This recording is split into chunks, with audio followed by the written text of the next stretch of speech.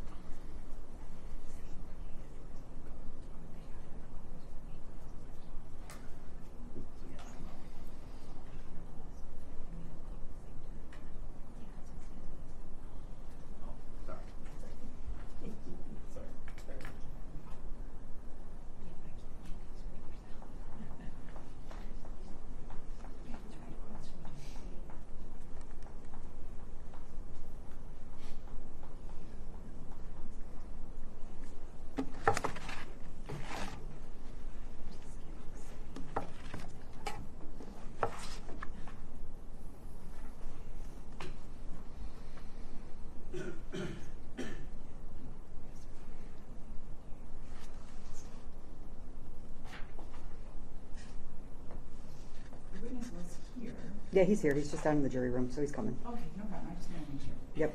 Thank you.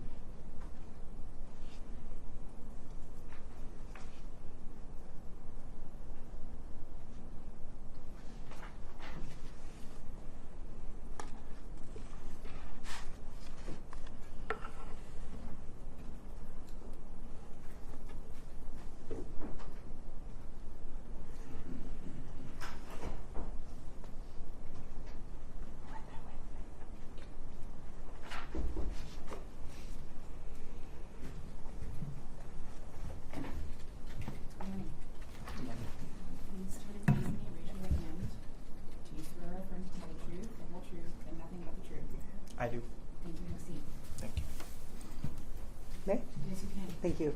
Good morning. Could you tell us your name, please? Andrew McMullen. Could you spell your last name, please? It is McMullen. Mr. McMullen, how are you employed currently? What type of work do you do? I work for a durable medical equipment company doing sales and diabetes equipment. Do you live locally? No, I live up in Gladwin, Michigan. Are you married?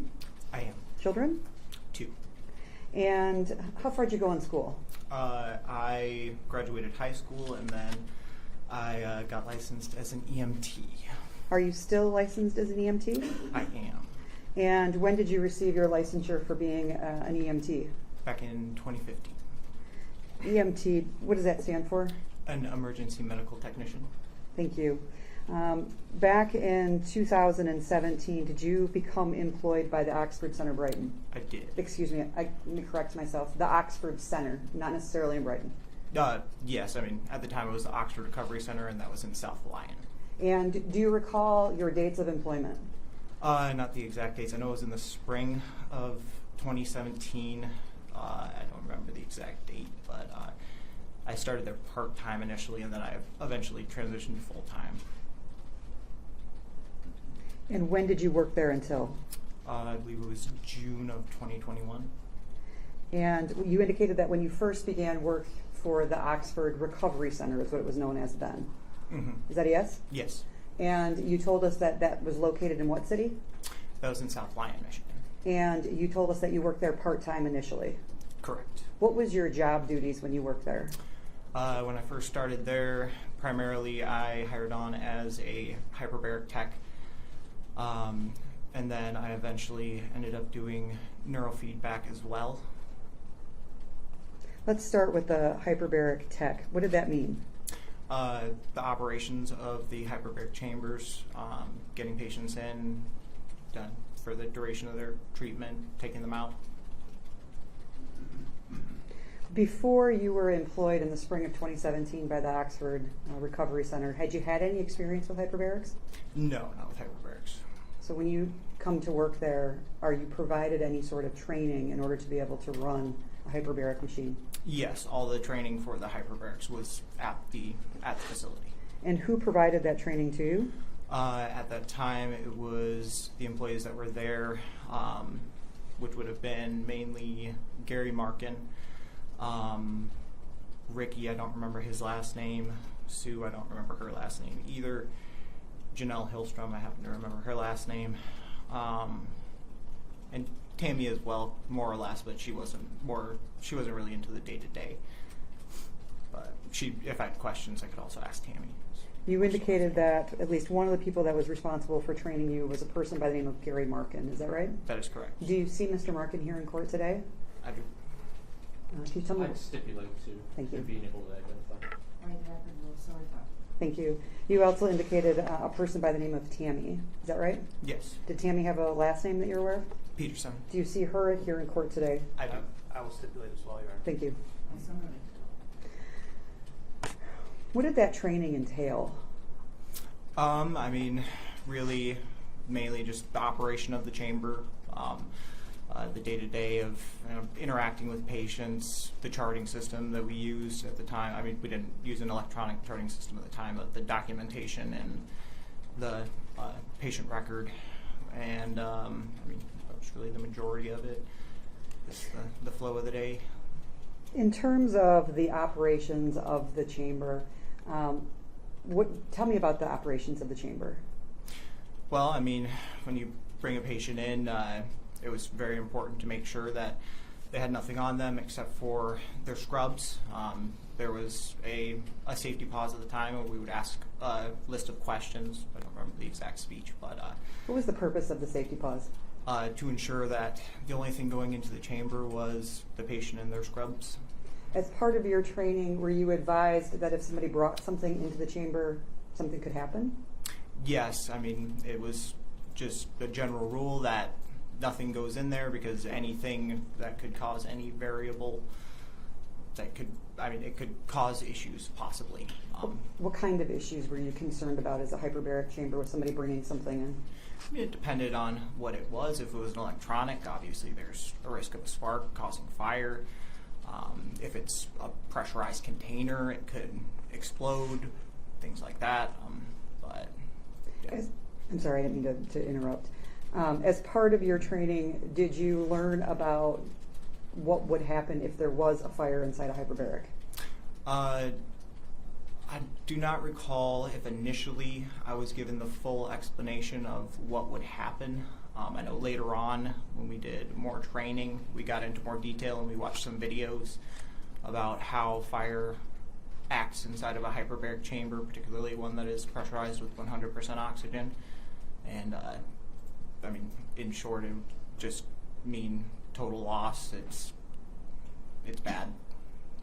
You indicated that you were taught to do a safety pause, is that right? That is correct. Right. You didn't mention grounding wrist straps. Are you familiar with what a grounding wrist strap is? I am, but I was not trained on them when I was at the Oxford Center specifically. I became aware of them at it was while I was still in the South Lyon facility. I happened to find them, and I asked about them because I saw what they were, and I had noticed that there was the port on the back of the gurney where they would plug in, and I had asked about them then, and I can't tell you exactly what I was told at the time, but okay, let me stop we you there. don't use them. Okay, let me stop you there. You said that you were not trained on the use of a grounding wrist strap. That is correct. I was not trained on them. As you sit here today, have you received additional training about grounding wrist straps? Not specifically on grounding wrist straps, but I mean, I believe grounding in general was covered in the hyperbaric training that we did at the Oxford Center. Okay. In terms of you finding them, you said that you were still at the South Lyon facility. Tell me about finding them. They were in the laundry room, and it was a basin, I believe, at the time, and it was a pile of them. There was a couple of different kinds. I apologize, but if we can get a time frame on this, please. When You're asking for a point of clarification Yes, as to when he made the discovery? when the time frame that he's talking about, not when that was. Okay. Sure. You guys going to be a little bit more specific? Sure. Do you recall what year it was when you found these grounding wrist straps? That would have been, I mean, either 2017 or 18. So I don't remember the year that we moved to the Brighton facility, but But it would have been before you moved to Brighton. correct. So is it fair to say that the South Lyon facility operated for some period of years? Yes, I during my time there, I spent, I believe, right around 2 years at the South Lyon facility, and then about 2 years at the Brighton facility. Okay, so if you were hired in spring of 2017, then the move would have occurred, at least you believe, sometime in 2019. I believe so. Again, I can't remember what the exact time frame was that we changed facilities. Sure. When the facility changed from South Lyon to the Oxford Center in Brighton, did South Lyon close completely? As far as I'm aware, yes, they did close down that facility. All right. And then Brighton facility opened up and you worked there for, you said, 2 years. Yeah, approximately. I'm sorry, I can't remember exactly when we moved over. All right, so the finding of the grounding wrist straps, I think you told us, would have been in 2018, when you were still at the South Yeah, Lyon. so at the South Lyon facility, correct. All right, and you said that you confronted or asked somebody about what they were. Yeah, right? I asked, I don't remember who it was specifically, Tammy or Gary at the time, but I mean, their office was kitty corner to the chamber room. I believe I brought the box in, just asked what they were, if we were supposed to be using them, if there was any time I needed to be using them. Judge, I would object just to the speculation.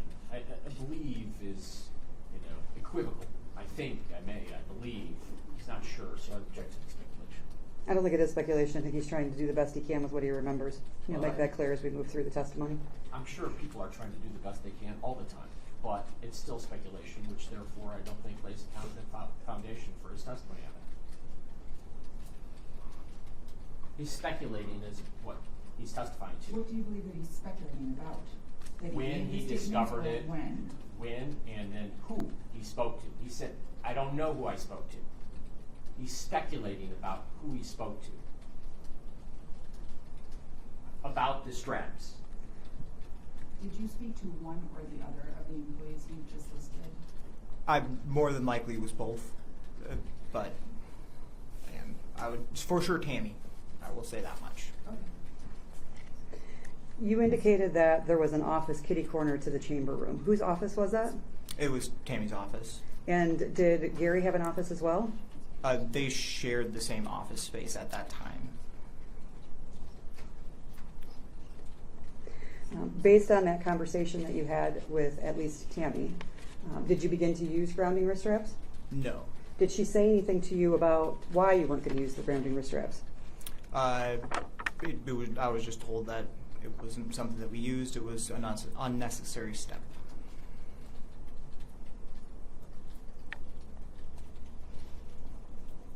How long did the training last before you were allowed to operate a hyperbaric? On my own, I would say approximately a month, maybe, but you know. What did that training look like? Mainly just day to day, being shadowed by the other techs at the time, be that specifically Sue, Ricky, Janelle, working 2 at a time, you know, kind of splitting the patients just so I had somebody to keep an eye on me to make sure that I was doing things correctly. You indicated that Gary Marken also had part of your training responsibility. Is that right? Yes, that is correct. Do you know what part of your training he was responsible for? He did a lot of the patient interaction side of things. There was a particular standard that they had for the way that we interacted with our patients, and also the operation of the chamber as well. He went through a lot of when people would have the ear squeeze from the pressure, kind of like when you're on an airplane. He was very good at explaining how to coach patients through that and to relieve that pressure. You indicated that there was a charting system that was used initially. I think you told us that it was one system and then moved to a different system later in time. Yes, it was entirely paper at first. We just had folders, patient names, and we would do their dialogues by hand. Then later on, we moved to an EHR system, or electronic healthcare records. We would dual chart them. Do you know when it went from being strictly paper logs to an electronic format? It was after we moved to the Brighton facility. It wasn't immediately. I think it was within the first year that we were there. So 2021? That would have been more 2020, 2019, somewhere in there. Okay.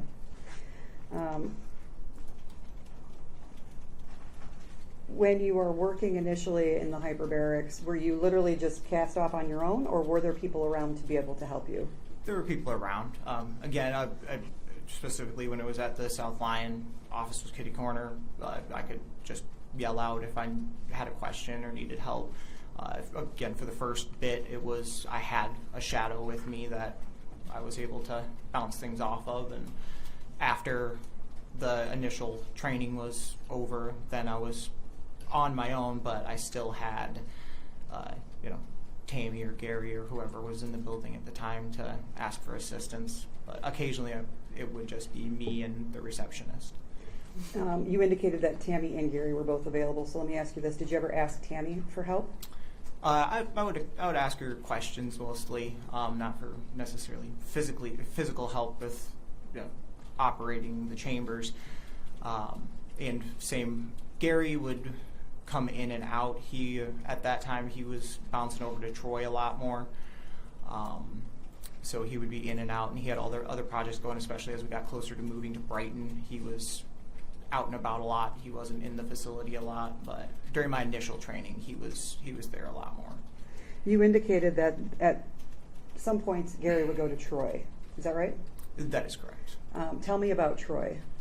I can't tell you a lot. I never went there. So I object to the foundation. If he's never there, he can't testify about Troy. I'm just trying to establish that there was. That objection, Your Honor. Okay, so can I just have you clarify what information that you'd be seeking Yeah. about the Troy location, or just in time? Time and that there was one. Okay, that's fine, go ahead. Thank you. Was there another facility in Troy operated by the Oxford Center? Yes, there was. And do you know when the Oxford Center Troy location began? I do not. Was it in open for business when you started in 2017? Yes, it was.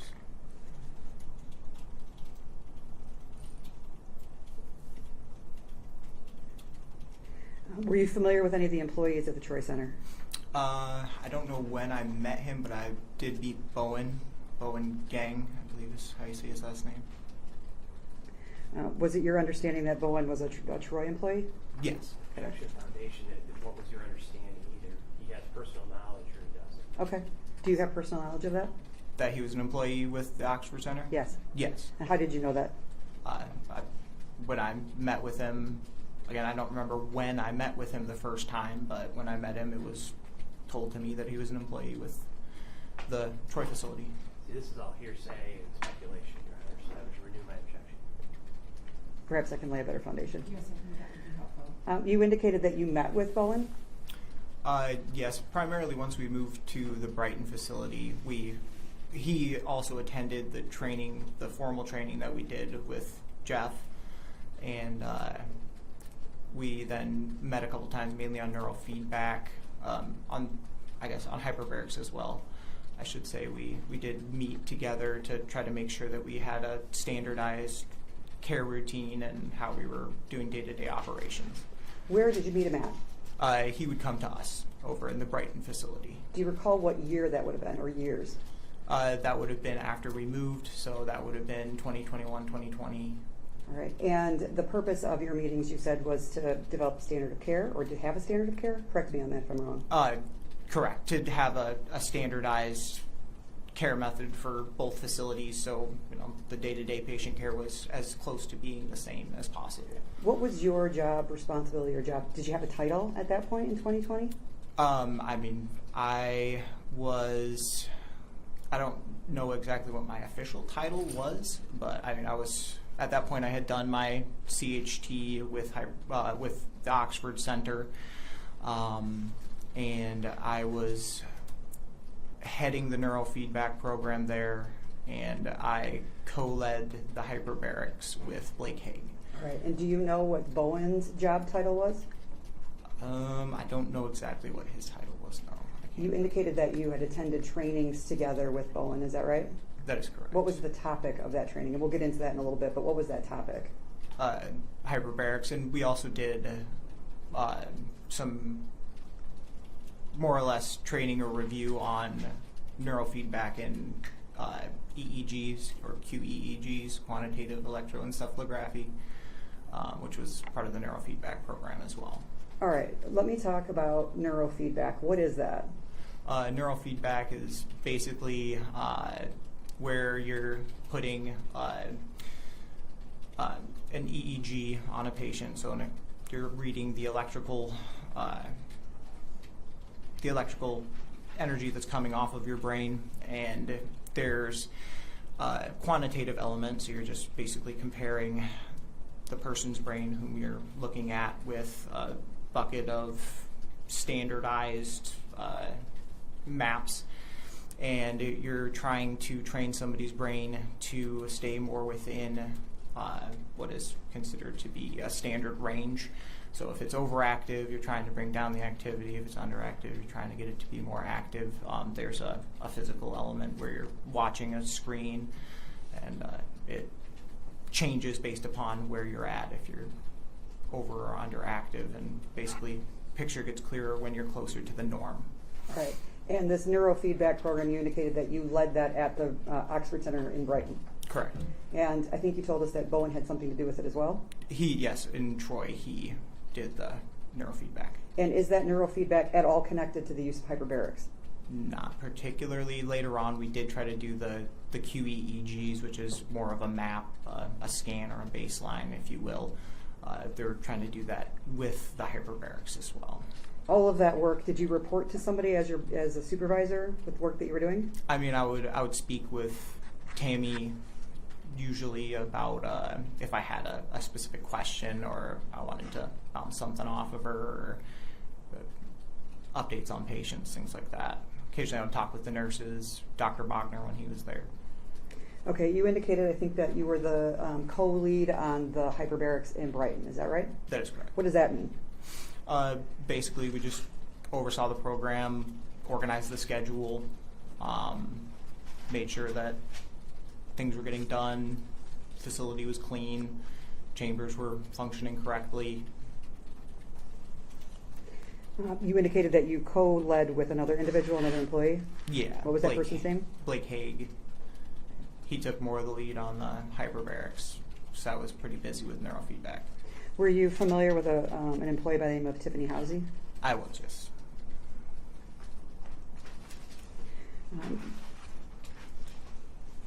In terms of the management structure at the Oxford Center in South Lyon, Brighton, Troy, was it all one management structure, or were there different management structures for each location? I mean, I can only speculate to Troy. Then don't talk about Troy, just talk about what you know.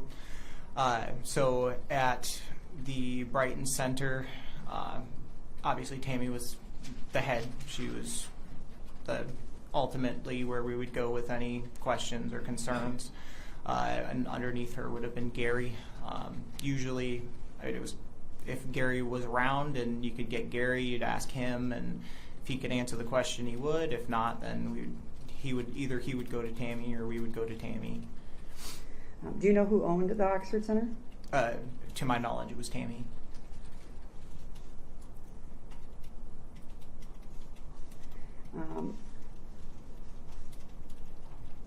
Besides being right under Tammy, did Gary have any other duties at the Oxford Center in Brighton?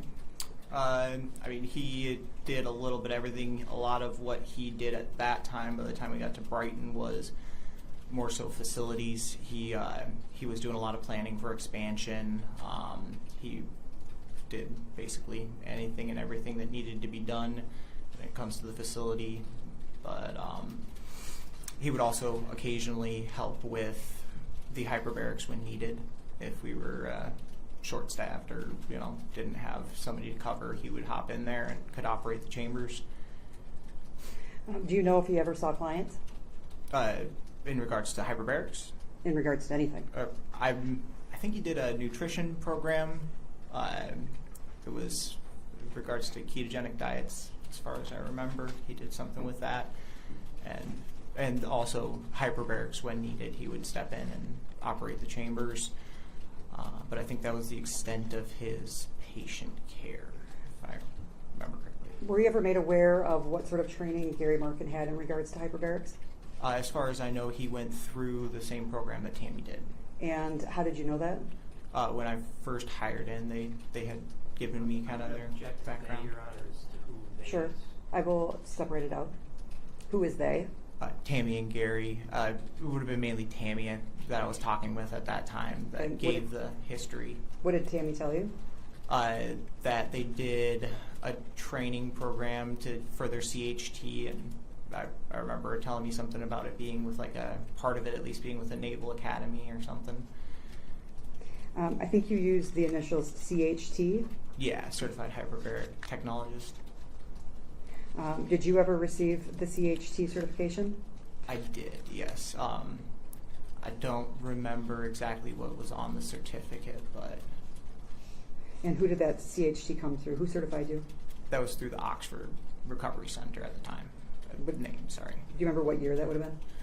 I don't remember the year now, but it was after we moved to Brighton. And do you continue to maintain that certification? I do not. Now, you indicated that in terms of chamber operations, you learned some things. Is that right? That is correct. In terms of materials that can go into the chamber, did you ever learn anything about that? When I first started, rather, it was 100% cotton scrubs that the facility provided. And later on, we would allow like PJs that had been checked by, usually it was specifically Tammy would come in and look at them. Occasionally Gary would come in and look to check the tag and make sure that it was the correct, either 100% cotton or whatever the poly blend was that was allowed at the time. Again, Your Honor, we get a year on this. What year was that?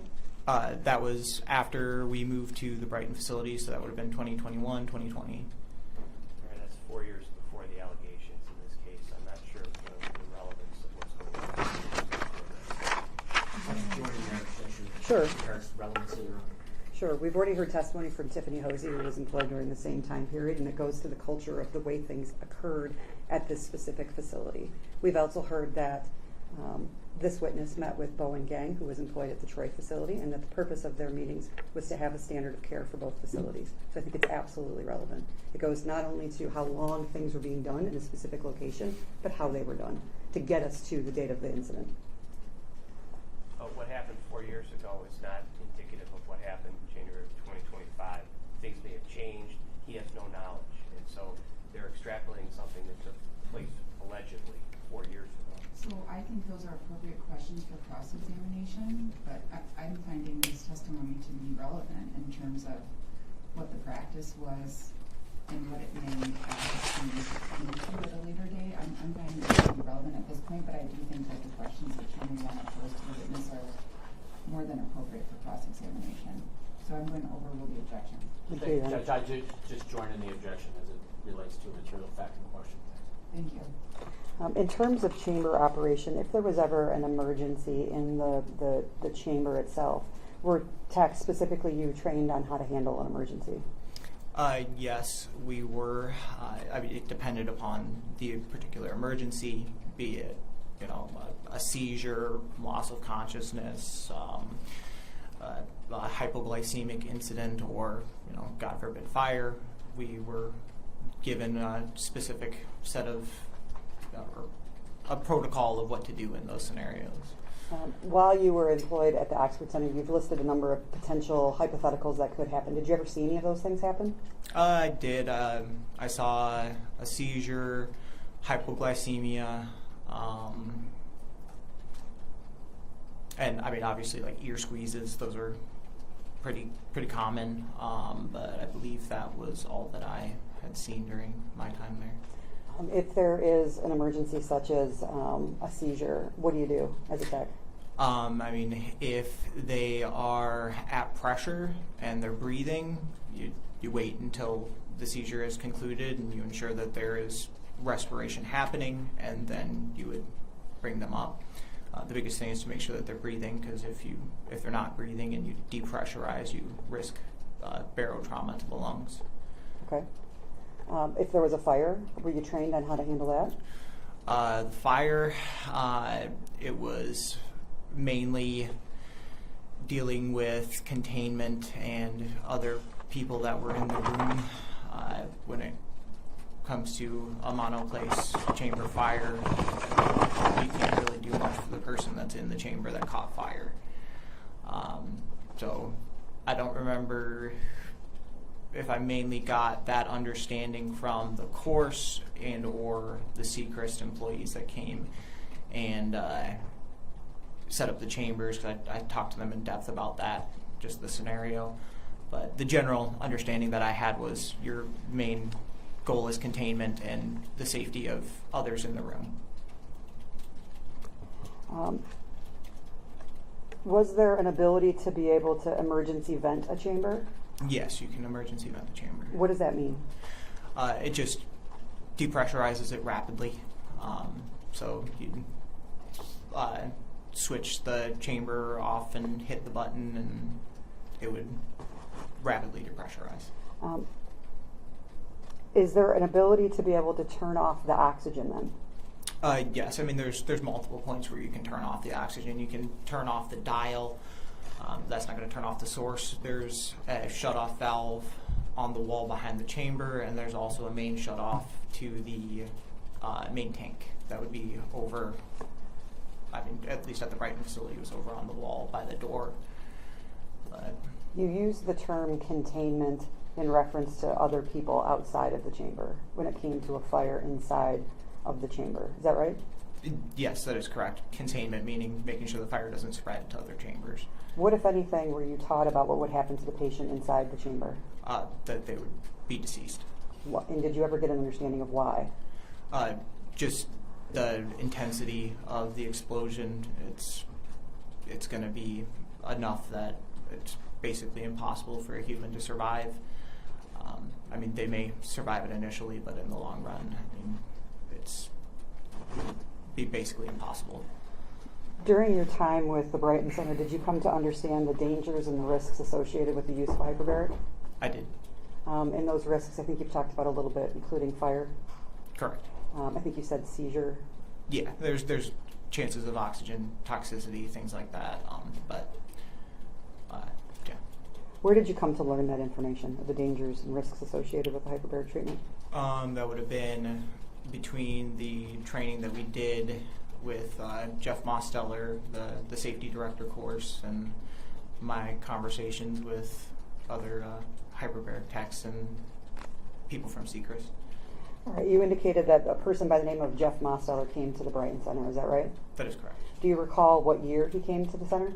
I do not recall the year, but again, this was when I believe that was after we had moved to the Brighton facility. So would that have been 2019, 2020? Somewhere in that time frame, yes. And did you have interactions with Jeff Mosteller? I did. You see- Yeah, during the course at the very least, we talked a couple times as it regarded to the research that we were trying to do for hyperbarics and the QEEGs. Tiffany, and I met specifically a couple times at that, but he mainly spent most of his time in Troy. All right, do you see Jeff Mosteller here in court today? I do. Could you identify him for me, please? Okay, great, thank you. And I'll just tell you, it's okay, we're already here, and maybe it might be a little bit hard to hear you on the end there. You indicated that you saw him at the Brighton Center, but you understood him to be working at Troy mainly, is that right? That is correct. He spent most of his time in Troy. And do you recall what his title was? I do not. I think you've testified previously that after Jeff came, there was additional, more formalized training. That is correct. Tell me about that. So that's when we did the CHT program,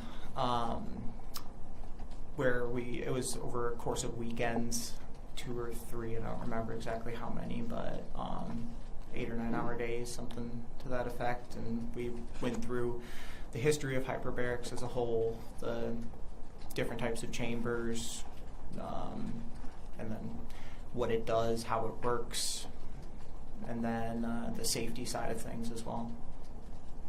During that training, was it a more formalized where it had book work or any sort of like homework that you had to do? Yes, yeah, it had a textbook, and we did coursework and dive tables, figuring out partial pressures. Yeah. And who led that course? Mainly Jeff, but we also had an outside doctor come in that did a presentation. Blake Haig did a presentation on fire. Tiffany Hosey did a presentation on, I don't remember what they are, but the oxygen sensors that you put on the skin. I don't remember what the acronym is, but I think that was all. I don't remember if there was anybody else that did a presentation. How many people attended this class? The one that I was in? Yes.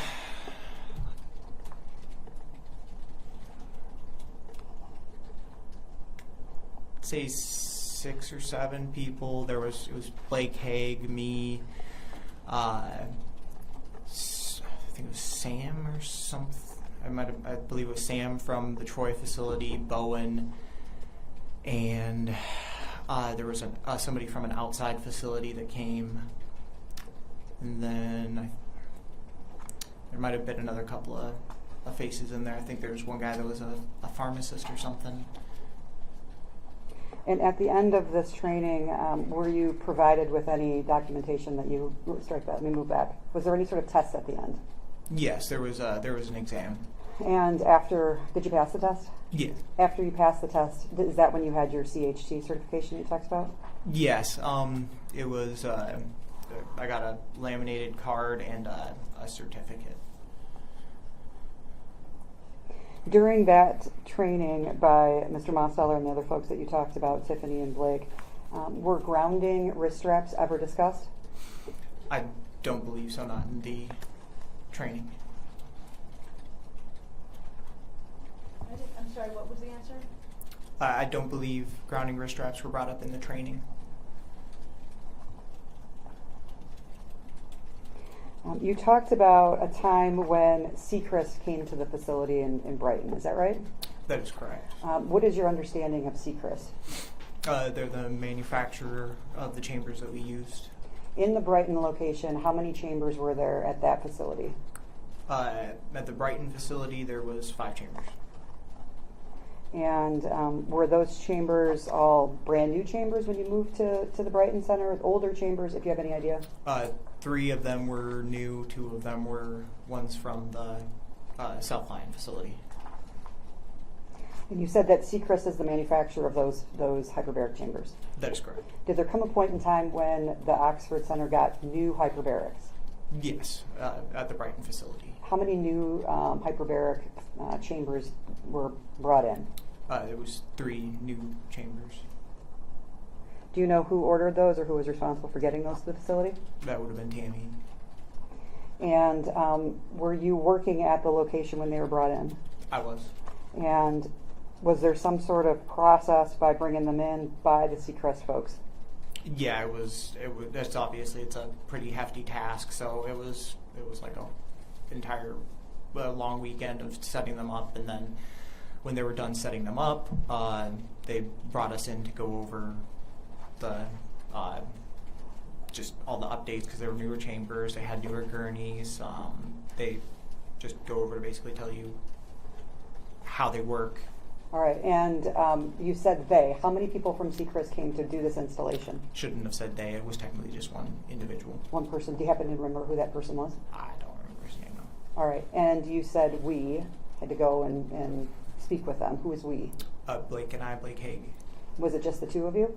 I believe so. I think Tammy and Gary probably popped in at least throughout the process. I'm sorry.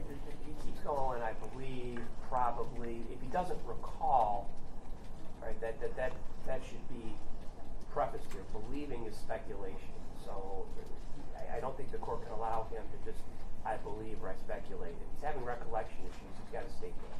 Okay, did you want to respond? Yeah. I joined Jeff. I can see if I can clarify it. Thank you. Yep. Do you understand what the objection is? Yes, I'm sorry. I should have specified. Okay, so if there's a question that's posed to you where you really don't have any recollection, feel free to state that. Thank you. But if you do have recollection, you have to be clear about what it is that you actually have recollection of. Yeah, absolutely. All right, thank you. Do you recall if Tammy Peterson came in during that installation? Yes, she was at the facility at the time. And what about Gary Marken? Was he there? I cannot remember if Gary was there specifically. What about Jeff Mosteller? I do not remember if he was there either. And you indicated that Blake Haig was there and yourself. Yes, I do specifically remember for their final check off, Tammy had us both come in and go over all the new bells and whistles. During that conversation, learning about the new bells and whistles, were you provided any information about grounding wrist straps?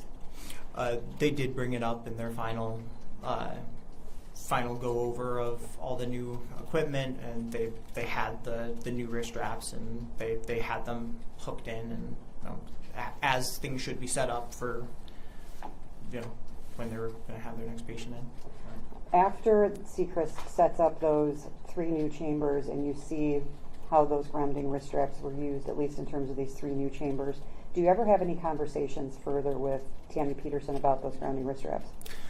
I did bring it up again at a later date, but that was after it was in the winter and I had received a static shock when cleaning one of the chambers. All right, let's talk about that. But I just want clarification. You brought up the grounding wrist straps to Tammy Peterson during the winter after those installations. Yes, this is after we got the new chambers. All right, talk to me about this this shock that you received. I mean, it was dry. I was cleaning the chambers and or one of the chambers at the time, I should be specific. And when I rolled over to get off, I received a static shock on the side of my leg from the base of the gurney. I'm not sure exactly what the sliding tray, I guess is what you would call it, what the mattress sits on top of. You said that you had the shock in your leg? Yeah, because as I was pivoting over to get off the chamber, as my leg made contact with the metal, I got shocked. And tell me about that shock. It hurt. Okay. Enough for you to recognize what it was Oh, absolutely. and that it was painful. Yeah. And tell me, how did you clean the inside of these chambers? You just lay on the mattress and you wipe the acrylic down. All right, for the record, you're making a back and forth motion, Yeah. sort of over your Up head. and up, because it's don't. So sort of what you would do if you were cleaning a window or a mirror or something, you'd Yeah, spray on yeah. and wipe off. Is that right? Yes, Okay. correct. And it was during this process that you rolled off the, Yeah. were you coming out of the, Yes, coming out, rolled out, pivoted to get off, and I got popped. And all right, and so as it relates to that, then what did you do?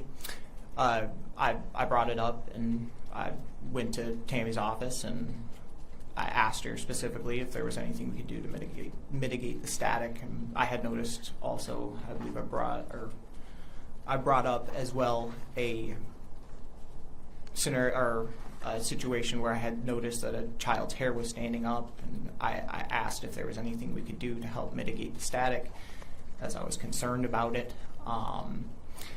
And I did mention, or I asked if the grounding straps would be necessary, and I was told no. Who told you no? Tammy. Did you ever raise those concerns with Gary Marken? I can't remember specifically if I did it to him directly, but Okay. After your conversation with Tammy about the static shock that you received, were grounding wrist straps ever utilized? no. You told us that there was an incident that you had with a child inside of a hyperbaric. Is that right? Yes. What did you see happening with that child inside the hyperbaric? His hair was standing up. And do you know what caused that? My assumption would be static.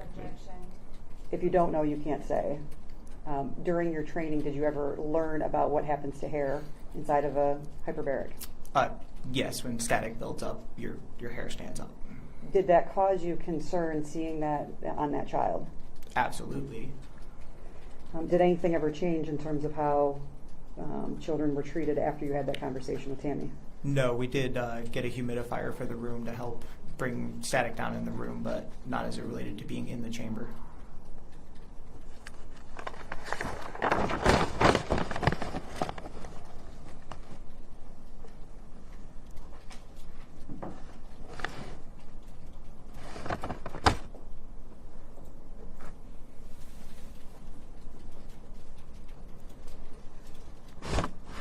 In terms of the conversation with Seacrest, did you ever learn anything about grounding testing weekly, monthly, yearly?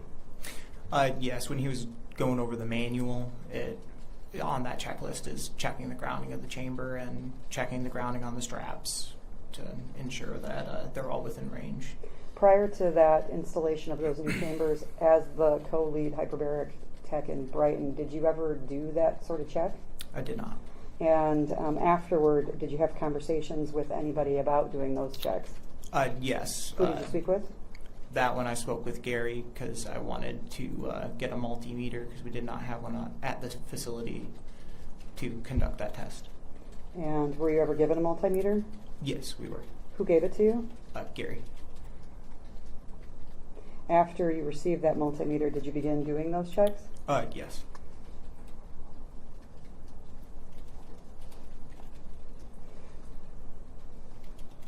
Were you aware of whether or not there were maintenance checks that had to be performed by Seacrest on these machines?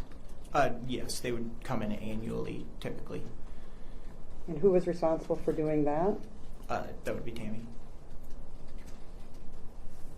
I'm sorry, you said that would be Tammy. Tammy, thank you. And maybe my question wasn't quite clear.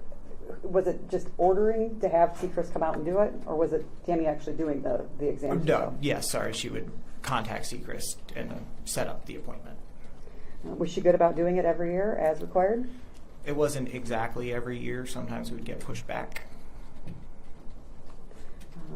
To your knowledge, was that part of the owning of these hyperbarics, that it was included in the cost? Like all-in-one cost, just you. Yeah, I bought the machine. It's now under warranty. You're going to service it as part of the cost. No, you had to pay specifically to bring them out. Objection Foundation. How do you know that? It was discussed. With who? Tammy had mentioned a couple times about how expensive it was to bring them out. Did she say anything else about it? Why it was expensive? Not specifically that I remember. I just remember it being mentioned that it was expensive.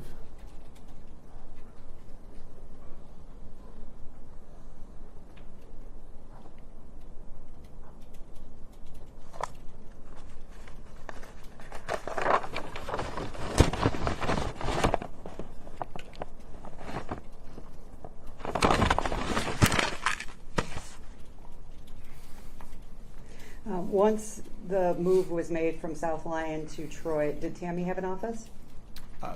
To Brighton. I'm sorry, what did I say? Sorry, from South Lyon to Brighton. Once the move was made, did Tammy have an office in the Brighton location? Yes. And did Gary Martin have his own office, or did they share again? He had a separate office. He shared it with. He shared his office with a couple of other people that worked there at the time. Do you remember who those people were? It was Blake, Tammy's son Blake. There was Becca in there. She did, I think she did marketing or something. And then I think there was a biller in there as well.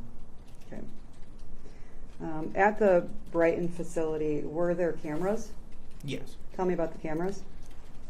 There was a camera above each chamber. There was cameras in, really every part of the facility. It was all monitored.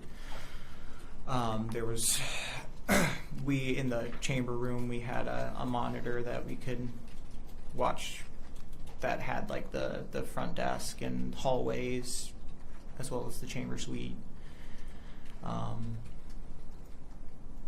I don't know if you wanted any more specific detail, but In Tammy's office, was there an ability to be able to watch the cameras? yes, she had TVs in her office with the cameras pulled up.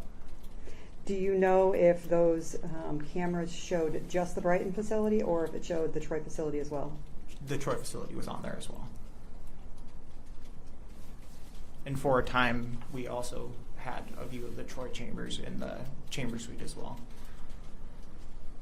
Were you able to see how the chambers were operated in Troy? Yes. Based on your work at the Brighton Center, do you have any opinion about how they were operated in Troy, either being the same or different? I'm going to object to foundation, Your Honor. Just said he could see what they were doing in Troy. Sure. If he can indicate that any answer he's going to provide would be based on what he could see on the videos, it may be appropriate, but he needs to be clear. So based upon what I saw and as well as my conversations with Bowen, everything was the same, or it was supposed to be.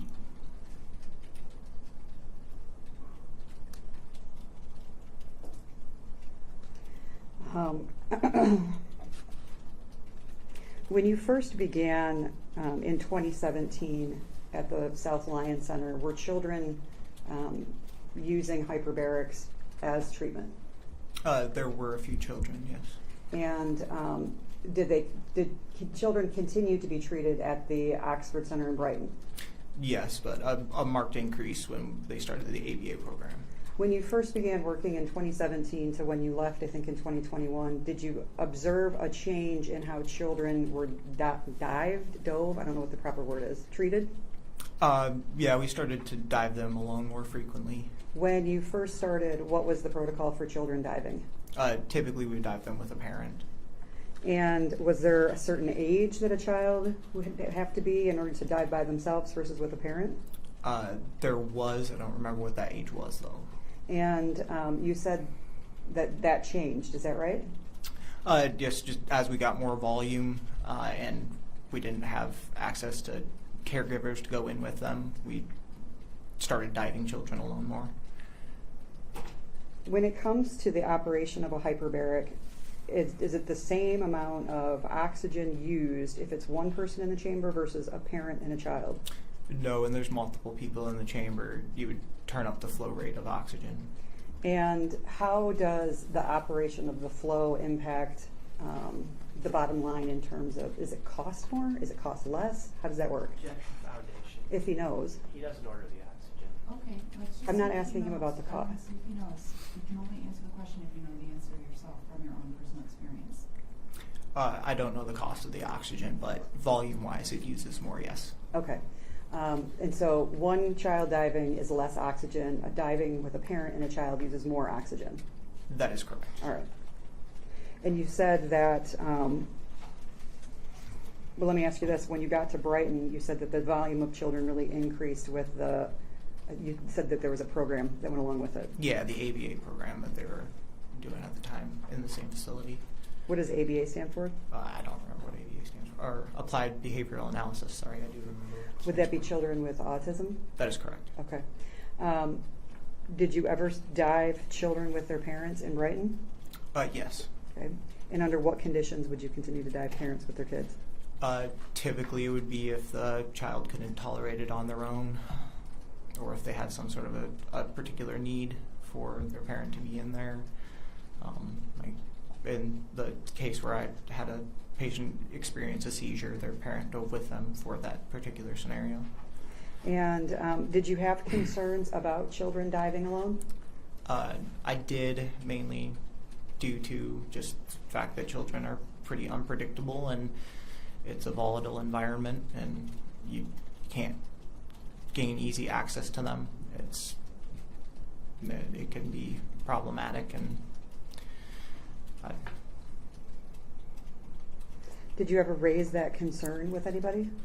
I did. Who did you raise it with? I brought that one up with Tammy. And particularly it was, and I believe there was a scenario where a child had reefed on the back of the backboard of the gurney in the chamber, and it dropped. There was a case where I didn't hear the one word that he said. I think he said reefed. sorry, Yeah. What does that mean, reefed? pulled back and forth, and it dropped. What Just dropped? the back of the chamber, the bed that you lay on, the back like props up. Oh, Yeah, so and he was so pulling. it's like at an, No, go ahead. it's at an incline, but it knocked out. Yes, and it Okay. dropped down and smashed down. There was scenarios where there were fecal matter was involved. There was a couple of different scenarios, but When you raised this concern with Tammy, what was the response? deal with it. During the time when the children were diving with parents, did the child have a grounding wrist strap? No, Did the parent have a grounding wrist strap? no.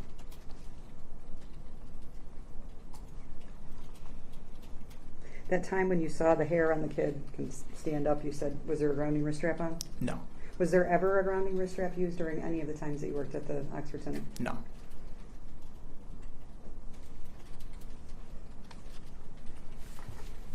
You indicated that at some point you did receive a humidifier, is that right?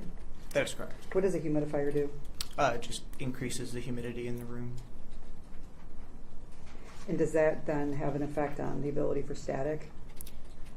My thinking in it was more so reducing.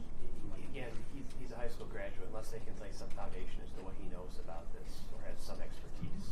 Sure. Why did you want a humidifier in the room? How about that?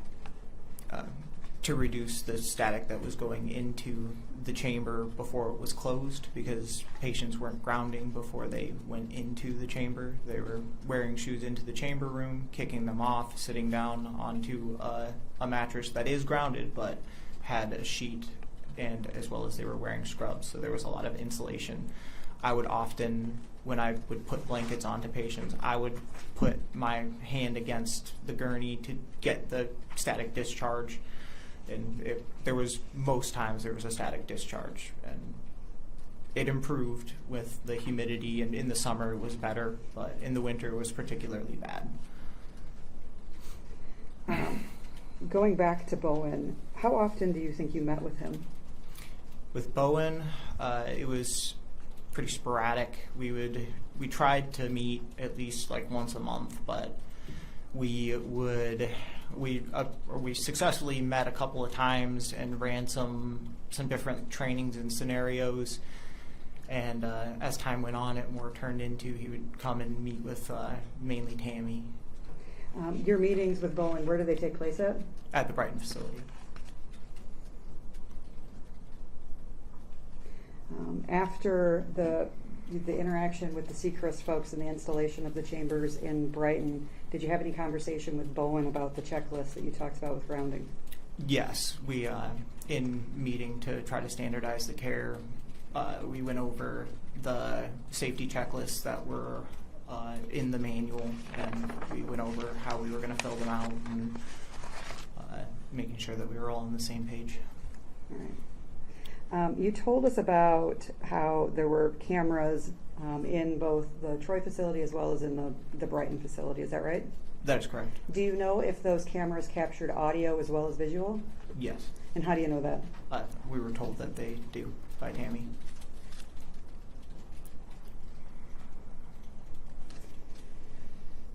Do you know if they ever had the ability to speak through the cameras? So, for example, if I'm in Tammy's office and I see something happening in the Troy, I can somehow speak to the folks right directly through the cameras. Not that I'm aware of. Okay.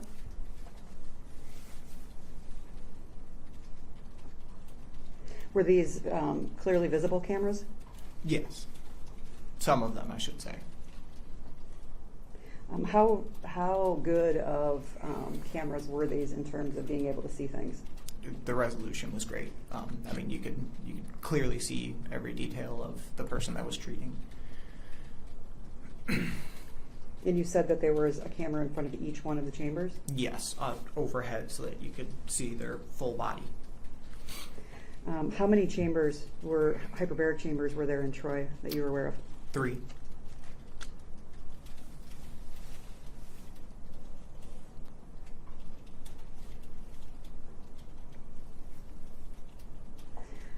I think at one point you mentioned Dr. Bogner. Yes. Who is that? He's a medical doctor that worked at the Oxford Center for some of the time that I was there. Did you come before him, or was he there before you? I was there before him. Do you know what year he came? I don't know if he officially hired in before we moved or after, but I met him when we were still at the South Lyon facility. And then after the move to Brighton, was he still the medical doctor? Yes, and he was an employee there.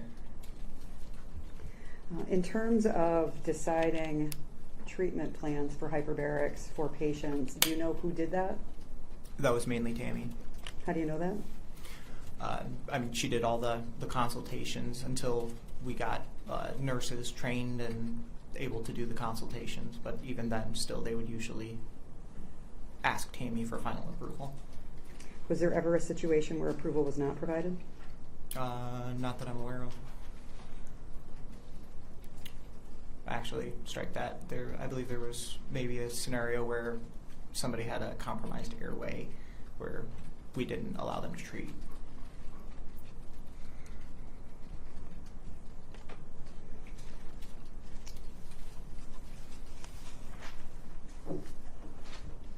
You said that you left employment in 2021. Do you remember when?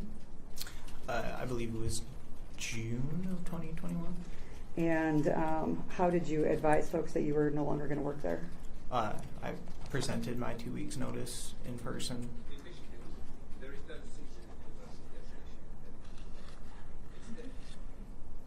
And how was that received? Poorly. I mean, they weren't very happy. Who specifically? Tammy, specifically was not very happy. Why did you decide to leave? A culmination of reasons. I had grown frustrated with the day-to-day and the concerns that were being brought up and dismissed, and I was also getting ready to have a child, and I wanted to move north. When you presented your 2-week notice, who did you give it to? I gave it to Tammy. And you said that she did not respond well. How did she respond? I mean, she was visibly agitated, and she came across aggressively about how I should have provided more notice and that I needed to stay around to train the next person. And that I would regret my decision of leaving on such short notice. After you let Tammy know that you were leaving and providing the 2-week notice, did you ever have a conversation with Gary Marken about you leaving? I did. Tell me about that. We went on a walk, and he was also visibly agitated, and there was some words exchanged, and he expressed how he was not happy with the fact that I only provided a 2 weeks notice, and it just wasn't a very nice conversation. Did you stick with your 2-week plan? I did. All right. I want to direct your attention now to a time when, let me ask you this, did there ever come a point in time when you opened up the facility in Brighton? Yes. Tell me about that. I mean, sometimes I would open, sometimes I would close. Blake and I typically split the days, but Split the days, what does that mean? I would, either him or me, I would come in and open and work until, halfway through the day or whatever, and then the other tech would come in and work until close. When you were working that half, how many of those chambers were you responsible for overseeing? All 5. And how many other techs would be helping you? None in the room. So you yourself would be responsible for operating all 5 chambers? That is correct. And did there come a point in time when, do you remember what time of the day you would come in to open up the facility? It varied based upon the day, but sometimes as early as like 5:30, sometimes later on 9. 5:30 a.m.? Yes, 5:30 a.m. And sometimes as late as 9 o'clock a.m.? Yes, and then closing would be sometimes as late as 10:30, 11 o'clock at night. What decided when the place was going to open versus when it was going to close? Just patients, however many we had. Did there come a point in time when you were opening the facility and observed Gary Marken at one of these chambers? Yes. Do you recall when that was? The exact date? Even the month or the year? It was in the Brighton facility, so again, that would have been 2019, 2020, 2021, somewhere in that time frame after we got the new chambers. So I don't remember what date that was, but that would narrow it down. Let me ask you this. When you got the new chambers, would there have been 3 new chambers and then 2 old chambers? Correct, from the tech station. Okay, so are you telling me that that's how they were set up? Is that when you walk into the facility or into the room, there'd be the 3 new chambers and then the 2 older chambers would be toward the back? Yeah, so there's 2 doors. There's the door on the front side facing the reception, and then there's the one on the back side where our tech station was. From the tech station on your right, it would be the 3 new chambers and then the 2 old chambers. And where was Gary when you came into the facility? He was down next to the old chambers, in between them, because the dials are faced inward. Were you surprised to see him? A little bit. Usually I didn't see him sitting by the chambers that early unless there was somebody diving. And did you have a conversation with him, or at least ask him what he was doing? Yeah, I asked. I noticed that it was the chamber, the panel was taken apart, and he was specifically working with the dive counter. Judge, at this time of night, I've had a conversation with the prosecution in this case. I would object as it relates to the relevancy, in this case, as it relates to the dive counter. Because we've already heard from all the experts, dive counters have no bearing or relevance on what happened. And 2, it's specifically 404B evidence. That's why we have 404B. It's a prior act of something, but has no relevance to this. So I would object as it relates to Mr. Marken. Your Honor, my response is that MRE 401 indicates that evidence is relevant if A, it has any tendency to make a fact more or less probable than it would be without the evidence, and B, the fact is of consequence in determining the action. Here we have a witness who indicates that somewhere between 2019 and 2021, he was working at the Brighton Center, and he comes in early to open the facility, and he sees Gary Marken with the counter in one hand, and that he is between the two older machines. I believe, based on conversations that I've had with this witness, he's going to talk about what he observes and what Gary Marken tells him he is doing specifically with that counter. So the question is whether or not this has any tendency to make a fact more or less probable than it would be without the evidence. It is relevant. In this case, we provided evidence that in December of 2022, the dive counter on the H-bot that exploded was over its life expectancy. So December of 2022, it is over 20,000 dives. But we've heard that when Troy Police Department arrived at the Troy facility on January 31st, 2025, to investigate the explosion, the counter was only in the 19,000s. Is the fact of consequence in terminating the action? Well, yes, the defense has posited that the Seacrest technicians simply made a mistake or erred when the H-bot was being serviced. The defense has questioned the number of dives per month as being untenable, and we heard testimony in the form of text messages as well as other questions to the witnesses. Mr. Marken has even admitted evidence in the form of text messages regarding the dive counters in Troy. The information and the evidence that this witness intends to provide will help explain how a hyperbaric that was over 20,000 dives in December of 2022 could be only in the 19,000s in January of 2025. Turning to 404B, 404B governs character evidence. And in this case, this is not character evidence. Testimony from this witness that they observed Gary Marken do specific acts and make statements about those acts is not character evidence. The testimony is not evidence of his character or a character trait pertinent to him. So I believe the testimony is relevant and is admissible. Yes, obviously I had a conversation earlier. It was my understanding that this evidence was not going to be germane as it relates to Mr. Marken. I now am taken back by this, but at the end of the discussion, it's an act that has no bearing by their own expert. So if the court will recall, a material fact in question is what caused the spark, right? That their experts have said repeatedly, Judge, it would be groundbreaking for this to come in, repeatedly that the spark was not caused by a counter, period. So a material question and fact here that we're all dealing with is not the counter, not the odometer, not the screwdriver. But if the court remembers, and I can cite the testimony and I can bring up the pages, we have it all on the computer here, there is nothing in this record that says the counter has relevance to what the explosion, how the explosion took place. So for this court to allow that in, it's another act. But the issue is we have allowed testimony in as it relates to the counter. I believe for purposes of your client or the defendants in general, it was allowing testimony on this specific point in attempt to elicit responses from the witnesses that this was not necessarily tied to the reason for the explosion. But I'm listening to this testimony right now and determining that it's relevant, not for that purpose specifically, but I'm trying to get a better understanding of what everyone's roles were at the facility. And at this point, if there's testimony that's going to be provided about the work that your client does in his capacity as an employee of the Brighton Center, that would be much different than I believe you've characterized him as a handyman. I think it could be relevant for a number of different purposes, and I wouldn't be able to, at this point, strike any ability for testimony to come in on this point when it has come in with every other witness that has had any knowledge of this, and then both sides have the ability to use it for what they would like. But I believe the testimony to be relevant. I'm just trying to figure out, Judge, what you said as it relates to a material fact in question.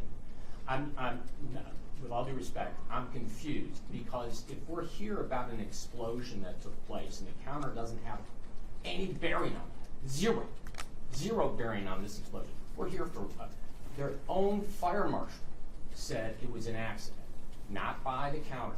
Now you want to say, hey, listen, Flood, you brought it up and I didn't bring it up. They brought it up. I objected. So here's the situation. And then when you allowed it to come in, we did the specific to show that the counter actually got overturned. It wasn't decreased, it was increased.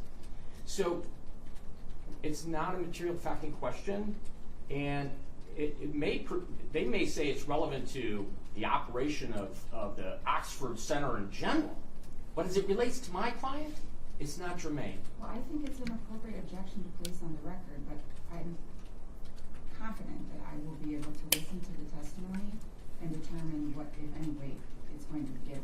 Thank you, Judge. Mr. McMullen, you indicated that you observed Gary Marken between these two older chambers. Is that right? That is correct. And what was he doing? He was manipulating the dive counter. When I asked about it, if I remember correctly, the explanation that was given was that they were overcounting and that they were rolling it back to be more in alignment with what they thought the chambers were actually at. What did you remember seeing when you saw him between the two chambers? I mean, he had it disassembled and he was using a screwdriver to manipulate the counter. Did you question him about that? I mean, I asked him about it, as I just stated. I asked what was going on, and I mean, obviously, that's not something that you see every day. Did you see him doing the same behavior on any other occasions? I mean, I had seen him working with the chambers before, but I mean, it's hard to say. Also, in prior times, I mean, as the longer I did it, the more I knew about the chambers and knew about what was going on. I mean, occasionally he would change, you know, the phone cords, things like that. Occasionally those would go out, a gasket or something like that, but I had never seen specifically in detail that before, I'd say. Did you raise that concern with anybody else? No, as far as I remember, it was just Gary.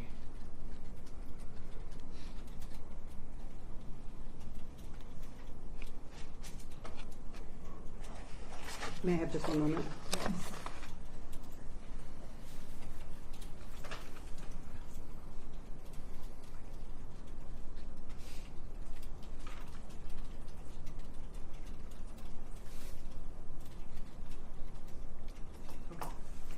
You indicated that there were 5 chambers in the Brighton Center and that you were the only tech working. Is that right? Correct. During my shift, I should say. Thank you. Would there be 5 patients in each of those, or like one, strike that. Would there be a patient in every one of those chambers? Depending on the time of the day. Sometimes we were running just a couple, and then other times we were running all 5. And, you know, as the day went, based upon the schedule, if somebody canceled. But on a typical day, we would usually have them all full for at least 6 hours of the day, I'd say. You also previously testified that when you onboarded or you received training about documenting, and there was a paper file for patients. Is that right? That is correct. How were you taught to log the patient's dive? Initially, I was taught to just fill out the dive log according to their pressure. Then, after we moved to Brighton, when we started to try to get some insurance coverage and we started to move into the electronic system, we were told to be more specific about diving as we dove them, to write down the specific times as it went. But we would also, I would usually fill out the paper one as I went and then go and fill in the electric one later because it was too cumbersome to hold the computer and a chart note at the same time.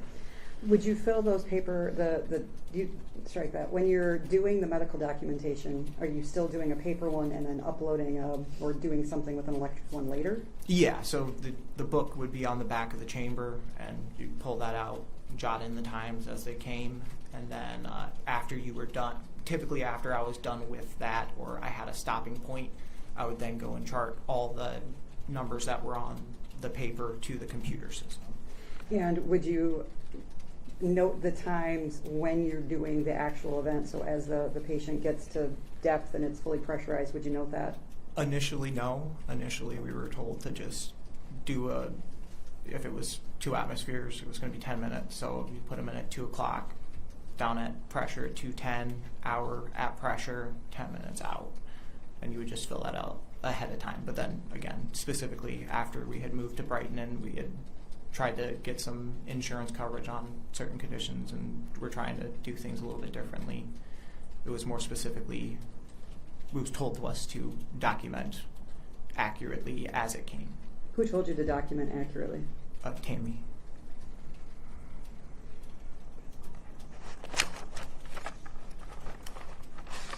Thank you, Judge. I don't have any further. Thank you.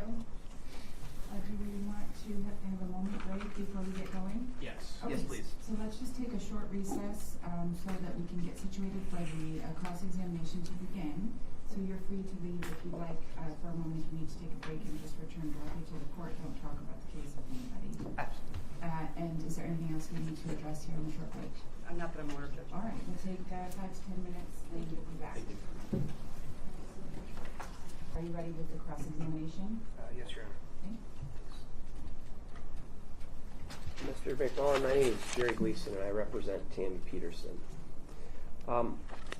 This case has received some media attention. Have you watched any of it on TV?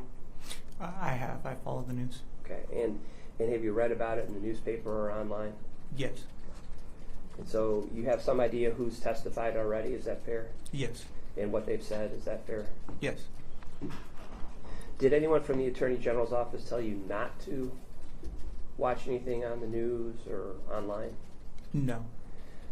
Prior to coming in here, have you met with any of the Attorney Generals or the police about your testimony? Not. Could you specify? Sure. Did you talk to anybody prior to coming in here? I mean, obviously, I contacted them at some point when during the investigation. If you'd like, I can start at the beginning. No, that's okay. I'm talking about prior to your testimony here. Did somebody go over the questions they were going to ask you? No. I did meet with them via Zoom when I had initially received my first subpoena when I was supposed to come the last time, just to explain to me what the process was, because I was entirely unfamiliar with the legal system. Sure, and how many people were on that Zoom? That was Danielle and Mr. Kessel. Anybody else? Danielle, both Danielles, Hageman Clark and Trigger. You're on a first-name basis with them, it appears, right? Not really. It's just how I remember their names. Okay. All right. And how long did that meeting last? Maybe 40 minutes. Sure. All right. Certainly you know Tammy Peterson, do you not? I do. And when you were working at the Oxford Center, it's fair to say you trusted Tammy Peterson, didn't you? I did. Great. In fact, you shared personal information with Tammy, didn't you? I mean, more or less. All right. Well, you told her about how your father had died early. Objection. I don't know how bringing out personal information has nothing to do with this case is relevant to this witness's testimony here today. Well, they've gone into Tammy told me this and Tammy told me that, and so I'm exploring the relationship and the nature of the relationship. They also offered testimony that they apparently allegedly yelled at him when he left, and so I'm trying to impeach that by showing the nature of the relationship, Your Honor. I think we could do that without going into details of his personal life. If we can cite a rule of evidence that I can argue with, I could go from there. But I believe that, as the prosecutor recently said, the relevance bar is low, and when they put him up here and they offer testimony about Tammy and his opinion of Tammy and Tammy being mad, I think I should be entitled to explore that. What is the relevance about seeking specific information that he shared on a personal level? It shows the level of trust, Your Honor. Yeah, I don't think there's been an objection. He has agreed with that. Correct. Okay. So I think I will sustain that specific objection on that point based on his answer that he had already provided. I don't think you need to impeach him on his answer. All right. Let me see if I can do this, Your Honor, without drawing further objection. You shared personal information with Tammy, did you not? Yes. All right. And in fact, prior to leaving the Oxford Center in 2021, your girlfriend was going to have a baby, right? That is correct. Okay. And they actually threw a baby shower for you at the Oxford Center, right? Don't particularly remember that, no. Okay. You having a little problem with your recollection today? I just don't recall that particular event. There was a lot going on during that time frame. You're not saying it didn't happen, are you? No, I'm saying I can't recall. Okay, you don't recall a baby shower? No, I do not. Okay, I'll tell your Sorry. wife that. All right. So it's fair to say that you left in 2021. You have no personal knowledge of what happened at the Oxford Center in 2022, do you? No. No personal knowledge of what was going on at the Oxford Center in 2023, fair? No. Fair. Okay. No knowledge of what was going on in 2024, right? That is correct. And no knowledge of what was going on in 2025. That is correct. Okay.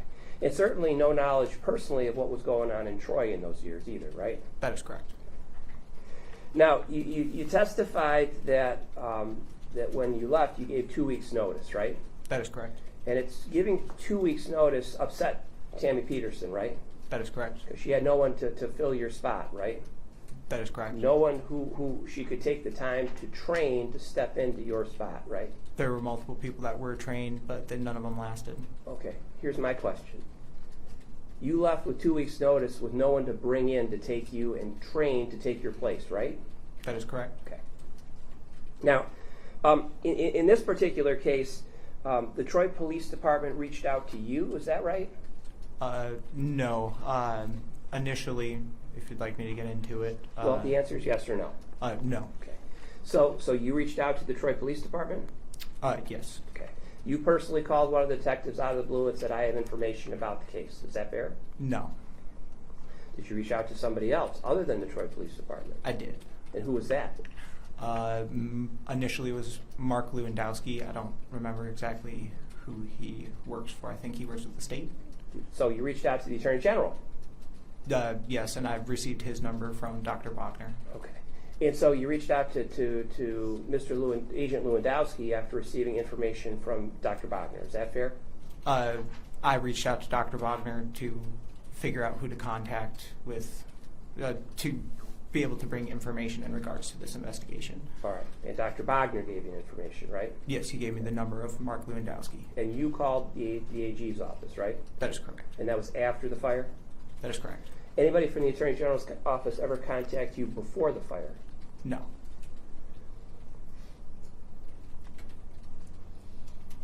And after that, you signed a confidential informant agreement. Is that fair?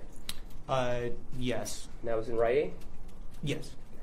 And then you gave testimony in a deposition, right?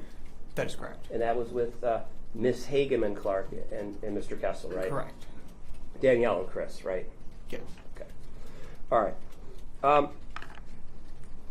When you started at the Oxford Center or the Oxford Recovery Center, that was in South Lyon, is that fair? Yes. And you were given some training, were you not? Yes. And the training was mandated, right? You couldn't operate a hyperbaric oxygen center just walking in the door, could you? That is correct. Right. You had to be trained, right? Yes. You had to job shadow, right? Yes. You had to learn about all of the safety protocols that were in place at that time in South Lyon, right? Yes. And you had to demonstrate that you knew them, right? Yes. To the satisfaction of Ms. Peterson, right? That is correct. Okay. And Ms. Peterson was not going to let you operate a hyperbaric oxygen chamber until you demonstrated to her that you understood how to safely operate a hyperbaric oxygen chamber, right? That is correct. She was adamant about that, wasn't she? Absolutely. Okay. Now, initially, how many techs were there when you started and began your training? To my memory, there was... It would have been 2 that were specifically techs for hyperbarics, and then a third that did hyperbarics and neurofeedback. So 4 techs at the South Lyon facility at the time doing hyperbaric oxygen chamber, either full-time or part-time? Correct. And who were those 4 people? That would have been Ricky, Sue, and Janelle, and then myself. And later on, I guess Blake came in right before we moved to Brighton. All right. So there were 5, including you. Yes, I believe Blake did hire technically before we moved, because we started his training in South Lyon. And then there was Tiffany Hosey, right? She, I believe, came in Brighton. And certainly she came in with experience prior to working at the Oxford Center in hyperbarics, right? To my knowledge. And to your knowledge, she appeared to have that experience, right? Yes. Initially at the South Lyon Center, was it merely job shadowing, or were there materials that you were required to review as part of your training? I don't remember being given any materials to review, specifically as it related to hyperbarics. It was on job, day to day, in person. Right. With other people, you could ask your questions, get the answers, so you understood how to safely operate a hyperbaric oxygen chamber. Fair? Yes. Right. Now, when the Oxford Center moved to Brighton, more training took place. Is that fair? Yes. And that was in a classroom, was it not? Correct. With a textbook? Correct. With PowerPoints? Correct. With testing? Yes. And at the end of that came certification. Is that fair? Yes. And that wasn't an hour or a couple hours. It was a 40-hour course, right? Yeah, I couldn't remember the exact hours, but that sounds right. Okay. Certainly multiple days, right? Correct. Who taught that course? Multiple people, as I mentioned earlier, including Jeff Mosteller, a doctor, Blake Haig did a presentation, Tiffany Hosey did a presentation. All right. So Mr. Haig, who joined afterwards, he is in a position also to provide at least some level of expertise such that he gave a presentation. Is that fair? Yes, specifically as it relates to fire, because he has experience in the fire department. Right. And certainly you paid attention in these classes, right? Correct. And it was impressed upon you that you had to pay attention. Is that fair? Yes. You couldn't sleep through this class, could you? Correct. And during the class, you were taught that the Oxford Center had rules, right? Yes. Protocols, right? Yes. Things that you had to do when you operated a hyperbaric oxygen chamber, right? Yes. And all of these were safety driven, right? Yes. And so you were taught about the checklist for patients, right? Yes. Mandated by the Oxford Center, right? Yes. Mandated by Tamela Peterson, right? Correct. The safety pause that you have to do with each patient. Okay, that was a rule at the Oxford Center, right? Yes. Mandated by the Oxford Center, right? Yes. Mandated by Tamela Peterson, right? Yes. And that's just the tip of the iceberg, right, in terms of the training you received to make sure that these hyperbaric oxygen chambers were safely operated. True? I would say that's true, yes. There were also, during the course of your employment at the Oxford Center, meetings, right? Yes, I mean, from time to time we would gather. All right. You gather as a group, right? Correct. Okay. And again, the purpose, at least in part of these meetings, was safety, right? Yeah. Or new protocols, different changes to the day-to-day. Okay. If the rules changed, or if the you're familiar with the NFP, right?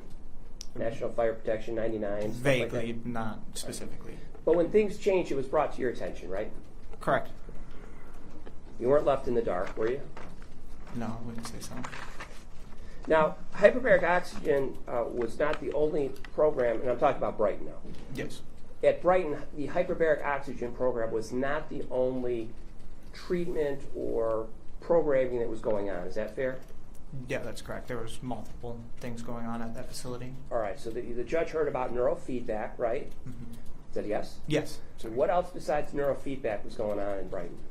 There was physical therapy. I think there was massage therapy for a while. Nutrition training. Dr. Bogner had something to do with genetic testing. We had some supplements and stuff. I can't remember much besides that. Sure. Was there something called ABA? Yeah. Oh, yeah. Sorry, ABA. All right, don't forget that one. What's ABA? The applied behavioral analysis. Right, was that having to do with autistic children? It does. All right. And it's fair to say that Ms. Peterson was very involved in ABA, right? That is correct. Highly involved, right? Yes. That took up most of her time, didn't it? Yes. Towards when we were at the Brighton facility specifically. Yes. At the Brighton Center going forward, she was totally immersed in ABA. Is that fair? Yes. Now, the autistic children, many of them couldn't speak. Is that fair?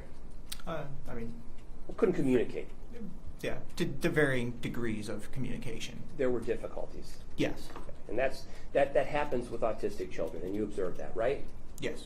And the purpose of the cameras was to guarantee the safety of the children who couldn't necessarily express themselves. Is that fair? I mean, one of the reasons, yes. The primary reason, wasn't it?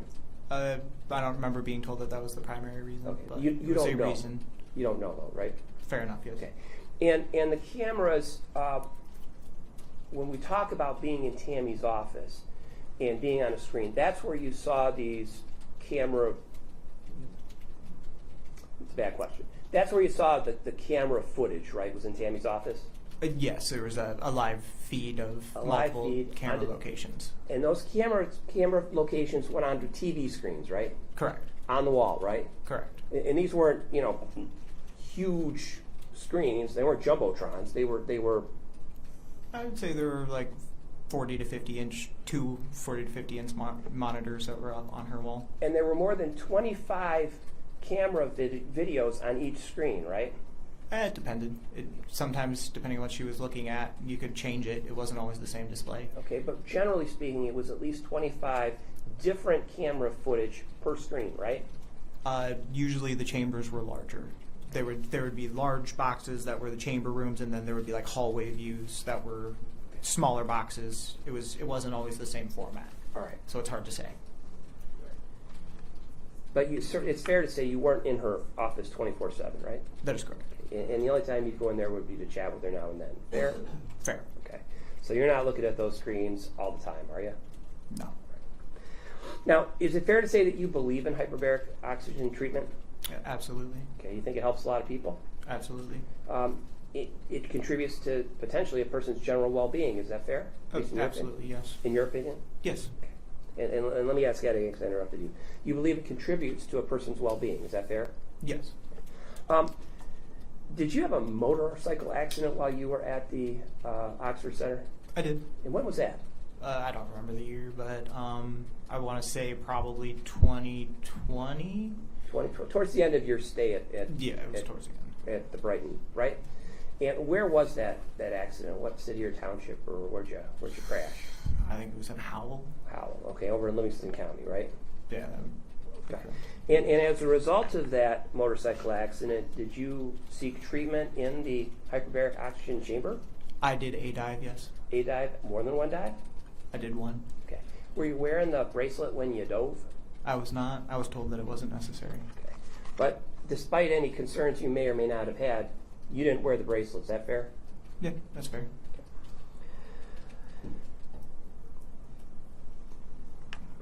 I'd also like to talk to you about the cleaning process for the hyperbaric oxygen chambers. Were you responsible for cleaning the chambers? I was. Were other techs also? Yes.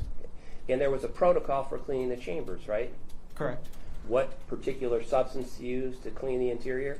Yes, we would typically only use water. All right. And what to use to wipe it down, right? Yes, microfibers. All right. And when you got in there, you would get in there on your back, right? Correct. And you'd be wearing- Backside. You'd be upside down, right? Yeah. Okay. And you'd be wearing scrubs, right? Yes. And this was something that you as the tech were responsible for doing, or other techs, right? That is correct. That was part of your protocol as a tech, right? Yes. Likewise, it was your responsibility to keep the hyperbaric oxygen room clean, right? Yes. That was your responsibility as a tech, Yes. per the protocol of the center. Fair? Fair. Also, how about washing the sheets? Who did that? We did. The techs. Correct. Again, your responsibility, right? Yes. And certainly, from your training, you knew that static was a risk for hyperbaric oxygen chambers, right? Yes. You knew that introducing static into a chamber would be a bad thing, potentially, right? That is correct. And you certainly were the one who took the sheets out of the dryer and put them in the chambers, you and other techs, right? That is correct. And you continued to do that the entire time that you were at the Brighton facility, right? Yes. Now, I'd like to talk about Seacrest and Seacrest people coming to the Brighton Center. The Seacrest company sent people to the Brighton Center for two different purposes. Is that fair? Correct. One was to install. The other purpose would be to maintain, right? Correct. And when they installed, they would come out with the chamber, right? Mm-hmm. So yes? Yes. They would make sure that the chamber is properly situated, right? Yes. Properly connected, right? Yes. Properly operational, right? Yes. And I assume when Seacrest came out, the tech plugged the bracelet into the chamber ready for use. Did they do that? To my memory, yes. Okay, they plugged them in. Yes. And when the Seacrest people came back out, obviously to do maintenance, because the bracelets were not in use, they were not in the chamber when the maintenance was performed, right? That is correct. Okay. So despite apparently the Seacrest person initially plugging it in, when they come back out to do the maintenance, it's not there, right? Correct. Now when the Seacrest people came out, you were there a number of years, so you saw these maintenance, either person or persons on more than one occasion, right? Mm-hmm. Say yes? Yes. Okay. Sorry. And whether it's 12 months or 14 months, they came out, right? Yes. And that's because Tammy called and had them come out, right? Correct. Okay. And you don't know how expensive it was, right? I do not. You don't know if it's a flat fee or hourly or what, right? No idea. Okay. She just said it was expensive. Correct. And despite it being expensive, she had them come out, right? Correct. Okay. And when they came out and they saw that there was no bracelet in there, did they say anything to you? A comment was made, yes. Okay. And did you bring that to Tammy's attention? I did. Okay. You did or did not? I did. Okay. Now, you've testified before, right? I'm At a deposition? yes at the deposition. Under oath? Yes. Okay. You didn't mention that at the deposition, did you? I mentioned that I brought it to her attention. Okay. You mentioned that the Seacrest people told you that where's the bracelet? I didn't mention that specific one. I don't think. All right. No, you forgot that? I suppose yes. All right. Now certainly Seacrest was not out there for a minute, were they? No, they were usually out there for multiple days. Okay. And they were out there making sure that these things ran in a safe fashion, right? Correct. Okay. And when they left, no one later on came back from Seacrest and said stop using the chambers until the bracelets plugged in, did they? Not that I'm aware of. So despite Seacrest being there, Seacrest apparently seeing that the bracelet wasn't in the chamber, no one from the company comes in and says, wait a minute, that's not a good idea, right? At least to your knowledge. Not to my knowledge to Tammy. They did mention it to us that it probably Okay. wasn't a good idea. Let me ask you this. When Seacrest came out to do the maintenance, were there times when patients were in the chambers getting treated in some of them while others were being maintained? Yes. And when the chambers had patients in them, those patients didn't have the bracelet on, did they? That is correct. Yes. Okay. None of the Seacrest maintenance came in and said, whoa, whoa, whoa, whoa, stop. You can't have that, right? You know. Okay.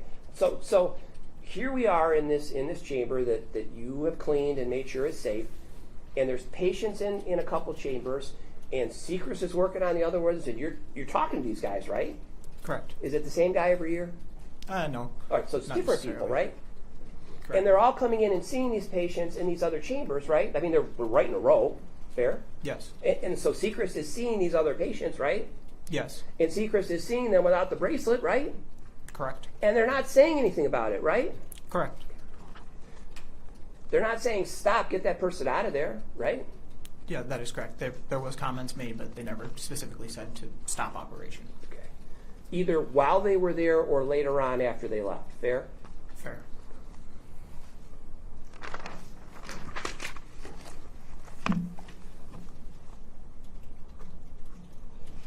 Now, you mentioned that Tammy was the CEO, right? Chief Operating Officer? I don't think I specified, but I said she was the owner. All right, she was in charge, right? You said that, top of Correct. the pyramid, right? And so she had responsibilities, right? Many. Okay. Lots of, above and beyond the ABA stuff, she had to pay the bills, right? Mm-hmm. Yes? Yes. She had to make sure the supplies were ordered, right? Yes. Okay. Did she have a safety director for Hyperbarics when she was in charge? Yes. Mr. Mosteller, right? Eventually, Mr. Mosteller, yes. And somebody before that? Previous to that, I believe, was Gary. Okay. Okay. You use this, I believe, and I want to be careful about that. Are you certain, or are you kind of, I think that was what happened? I'm not certain. I don't Okay, remember so- him ever specifically being called the safety All right. director. but- Let's get a rule together. If you're not certain, okay, we got to be sure of that, because otherwise, this I believe stuff can lead to catastrophic outcomes. All right. So you don't know, right? Correct. But there was a safety director before Mr. Mosteller. Is that fair? Correct. You just, as you sit here today, don't recall for sure who it was, right? Correct. And there was a doctor there, Dr. Bogner, right? Yes, when we were at the Brighton facility. There was also someone named Elizabeth Terry, right? Yes, the nurse. Okay, Elizabeth Terry was a nurse. And she was there in South Lyon, right? Yes. And she was in Oxford. She was at the Oxford Center in Brighton too, right? Correct. And Elizabeth Terry was the one who interviewed the patients, right? Yes. She interviewed all the patients, didn't she? Yes. Okay, not Tammy. Elizabeth Terry, right? Not every time, no. Okay, Elizabeth Terry, the nurse, interviewed all of the patients to determine what their symptoms were and what their medical condition was, right? That was her purpose. Yes? Yes, once It- she started there, once she was into it fully. And she was there when you left, right? Correct. And Dr. Bogner medically cleared everybody too, right? I don't know exactly what Dr. Bogner's involvement was when it came to hyperbarics. Okay, so you don't know. Correct. Could have, but you don't have any personal knowledge, fair? Correct. Okay.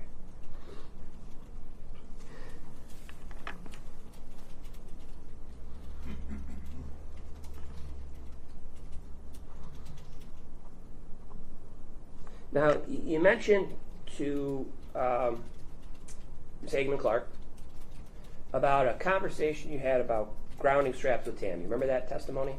Yes. And she said grounding straps weren't necessary, fair? Correct. You don't know the basis of that opinion that Ms. Peterson had, right?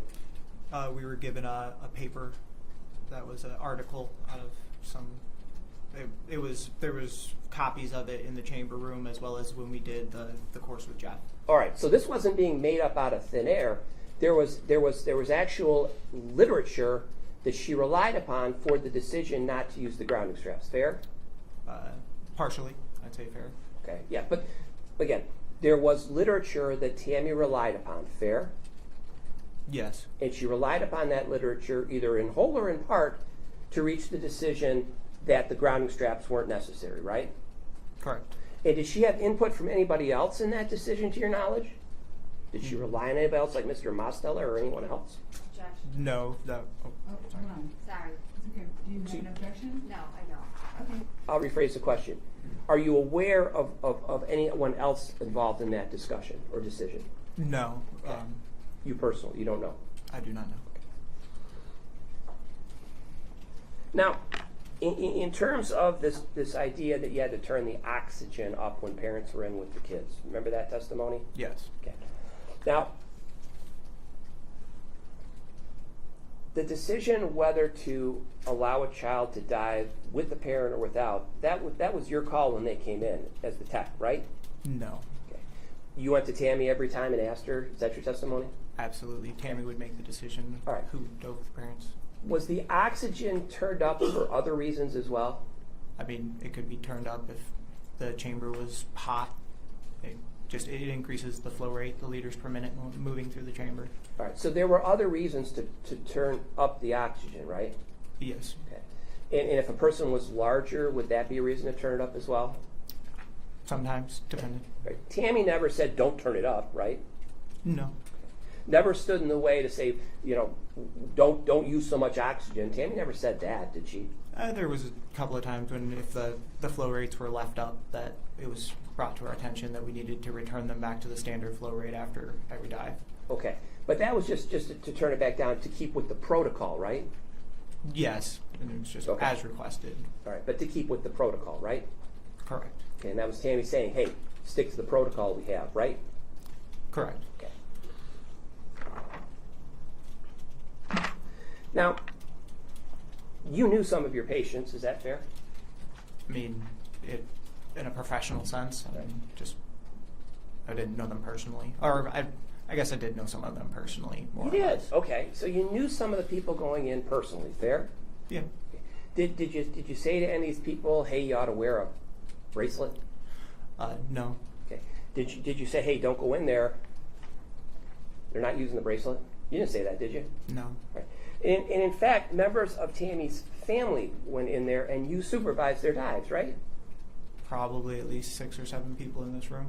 Okay. That were Tammy's or other people's All right, family Tammy's members. family and Tammy's friends, right? Correct. Okay. And we've talked about you already, but Tammy's family used the hyperbaric oxygen chamber, right?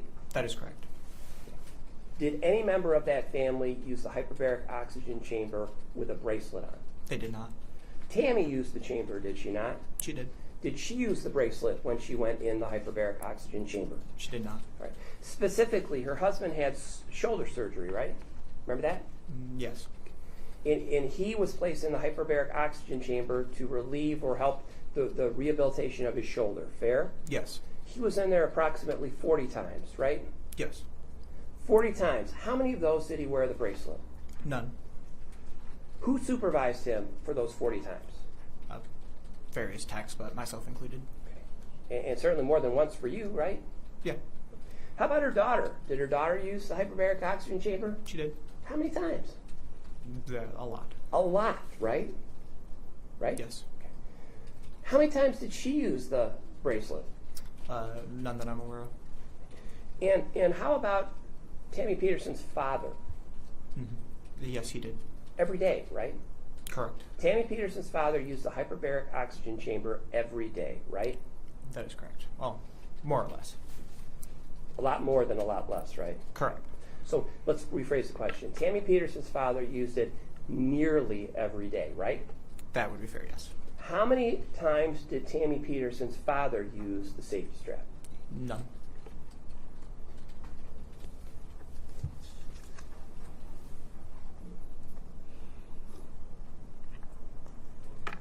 And finally, in terms of scheduling for the techs were scheduled, right? When to come in, when to leave, right? Yes.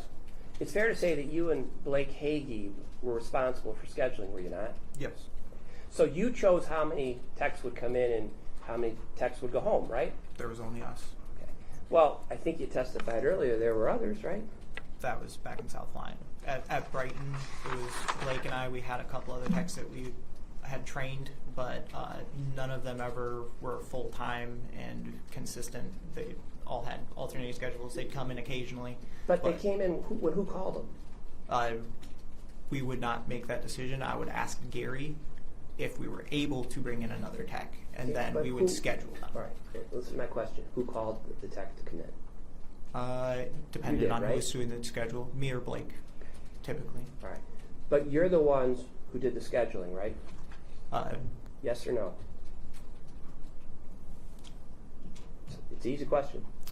Not specifically, it's not always me, but we would handle Yeah, hold the. on. Let me get to my question. I think he's trying to answer his question. He's trying to avoid the question. No, I think he's trying to answer the question, and Mr. Gleason doesn't like the answer. He should be allowed to provide the answer. It's not that I don't like the answer. It's not. I'm not getting an answer, Judge. But I'll ask the question again, and if the court will allow me. If you could ask the question again and then just let him answer, and we'll determine Okay. what's going on. I candidly forgot the question, but let me rephrase it. You scheduled techs, did you not? Yes, when they were available. Okay. You determined who was needed when, right? No, just what time they came in. Okay. And you would call them and tell them when they needed to come in, right? Sometimes. And Blake Hagee did it also. Yes. Blake Hagee determined when people would come in, what time, right? Yes, sometimes. And what determined what time people would come in was the number of patients, right? Mostly. Yes, right? Yes. And so you were reviewing to determine how many patients were coming in a day, and you would determine, or Mr. Hagee, when to call in help. Is that fair? No. May I have a moment, Your Honor? Yes.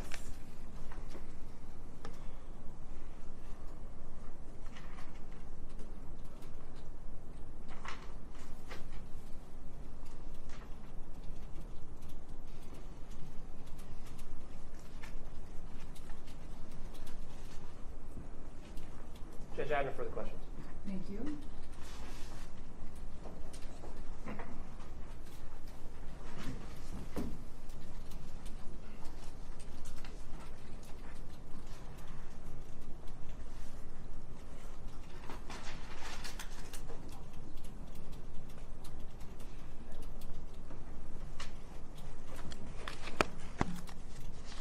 Good morning, Mr. McMullen. Morning. My name is Todd Flood. I represent Mr. Mark Gary. You've been following this case, have you? Yes. Have you listened to the questions and seen some of the people that have testified? Yes. Have you kept in touch with anybody that's testified? No. Have you kept in touch with anybody at the Oxford Center?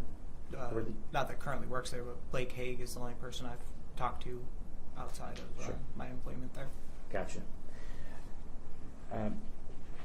So, just a couple questions with regards to who you worked with. Did you work? You did say you worked with Miss Hosey. Is that fair? Yes. And you relied upon her, yes? I mean, we were doing different things. She was someone you could count on?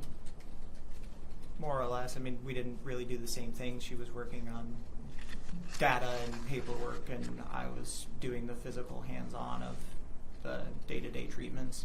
Okay. So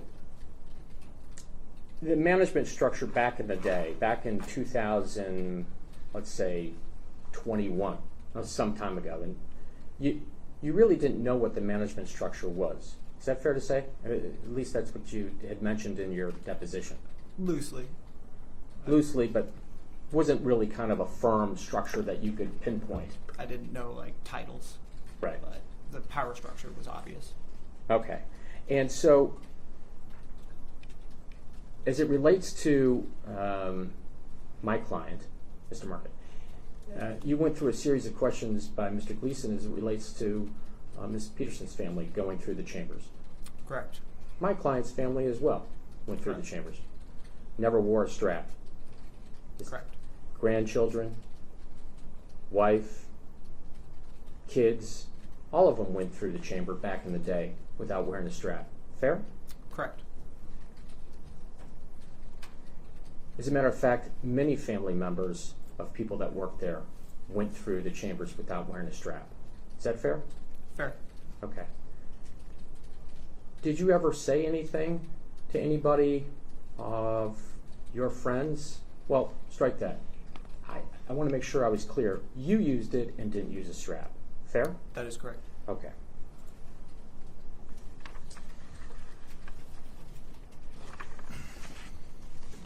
As far as the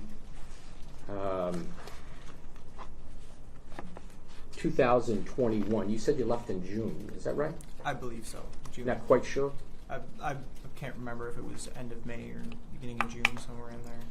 Did you know anything about the culture, let's say, of the facility in 2022 June? No. Did you know anything about the culture of the Oxford Center for the Judge? What was going on there in 2000, let's say, December of 22? No. What about the culture in 2023? No. What about the culture in 2024? Did you ever have any knowledge of what was going on in 2024? No. In 2025, well, strike that. Do you know what studies they did in 2024 for safety? I do not. Do you know the position my client held in 2024? I do not. Do you know the position my client held any time after you left? I do not. So there's about 4 years, Yeah. give or take, maybe 4.5 or so, that you have no idea, and you can't tell the judge here for her to rely upon. She would have to guess, based on your testimony, of what the culture was like in those years. Fair. Fair? Fair. It would basically be a hunch for the judge. She would say, hey, I got a gut feeling based on your testimony of what the culture was like. I mean, for the years that I wasn't there, yeah, I can't speak to the years I wasn't there. I see. All right. I'm just trying to get a little bit, and I'm not going to take long, and I appreciate your time, but I'm sure this is the last place you want to be. Fair? Fair. You made some friends there, and I was reading your deposition, and something struck you in your because you remember a tech by the name, Sue. Do you remember talking about Sue? Yes. Did you get a chance to read your deposition prior to coming in? I did. So, Sue, she was actually a friend of yours back in the day. Not really a friend. A reliable she tech. helped in training me. Helped in training. Yeah. Ricky, he helped in training you? Yes. I see. I might have wrote this name down wrong, but Janelle, was it? I think it was Hillstrom. That was the only name I happen to remember, the last one, but I got you. I think, I'm sorry, but I know her first name was Janelle for sure. Right. And these techs you relied upon for training, yes? Correct. On a regular daily basis, yes? Correct. Okay. So I'm just going to try to, that was in 17? Yes, that would have been back in 17 when all those techs were involved. When we moved to Brighton, by that time, I believe all of them had stopped working. I think Ricky may have worked a couple more times, but Sue did.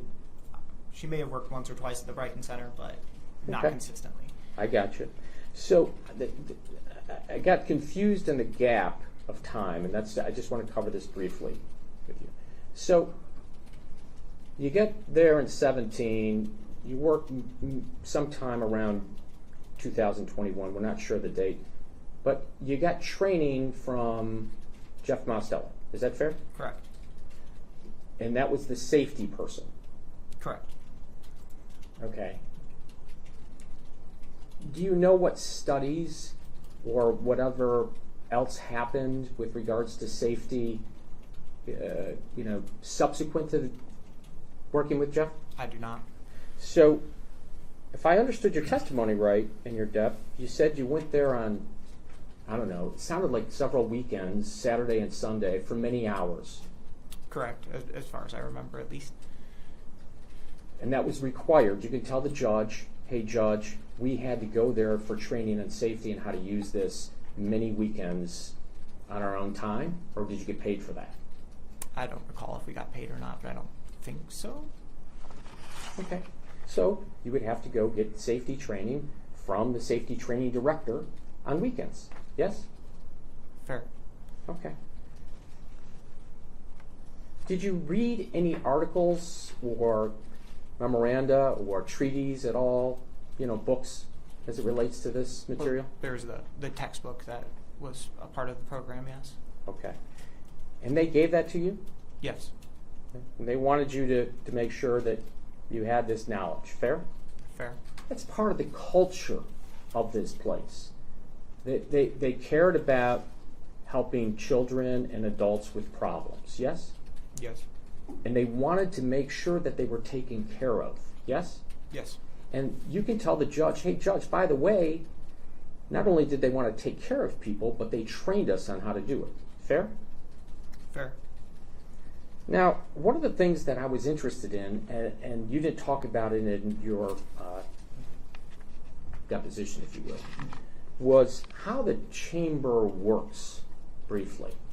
We saw some documents that were brought up here. When a patient comes in, they're going into the process of the dive. Do you understand where I'm at now? Yes. More or less. Okay, so you put them into the chamber, yes? Yes. How long does it take? Can you tell the judge how many minutes does it take if the judge goes into the chamber?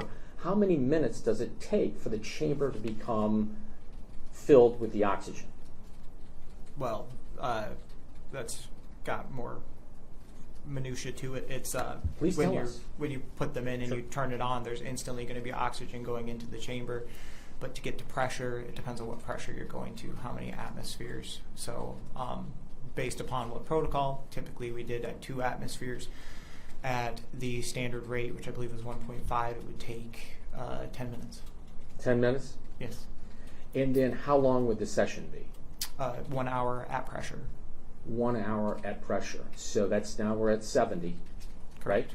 And then how long would it take to depressurize the chamber? Again, if it's at standard rate, it would be 10 minutes. So we got about 80 minutes in total for one patient. Correct. Is that right? Correct.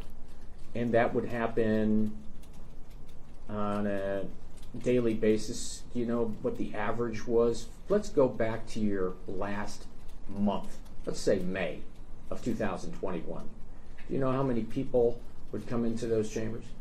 I mean, it really depended on the day, but it also, that would be kind of complicated time because when COVID happened, everything got a little weird. But prior to COVID, we were slammed from open to close. Oh, I see. So COVID slowed things down. So COVID did slow things down a little bit, yes. And it kind of got patchy for a while where we would have, days that were really busy and then days that were slower. I see. Prior to COVID, so we're talking 2019. Yes. What was your busiest day? Friday, a Monday, a Tuesday, a Wednesday? Do you know? Busiest day, I couldn't say what specific day, but I mean, hours-wise, sometimes we would be in there opening at 5:30 and there until 10:30 at night. Okay? So one machine, you could tell the judge, one machine, 80 minutes per usage per patient is an average. Correct. Average. So if you're there if got there at 5:30 in the morning and you stayed for, obviously you said 12 hours? Give or take. Okay, so there's only so many patients that could go into that chamber at 80 minutes a pop, correct? Correct. Okay.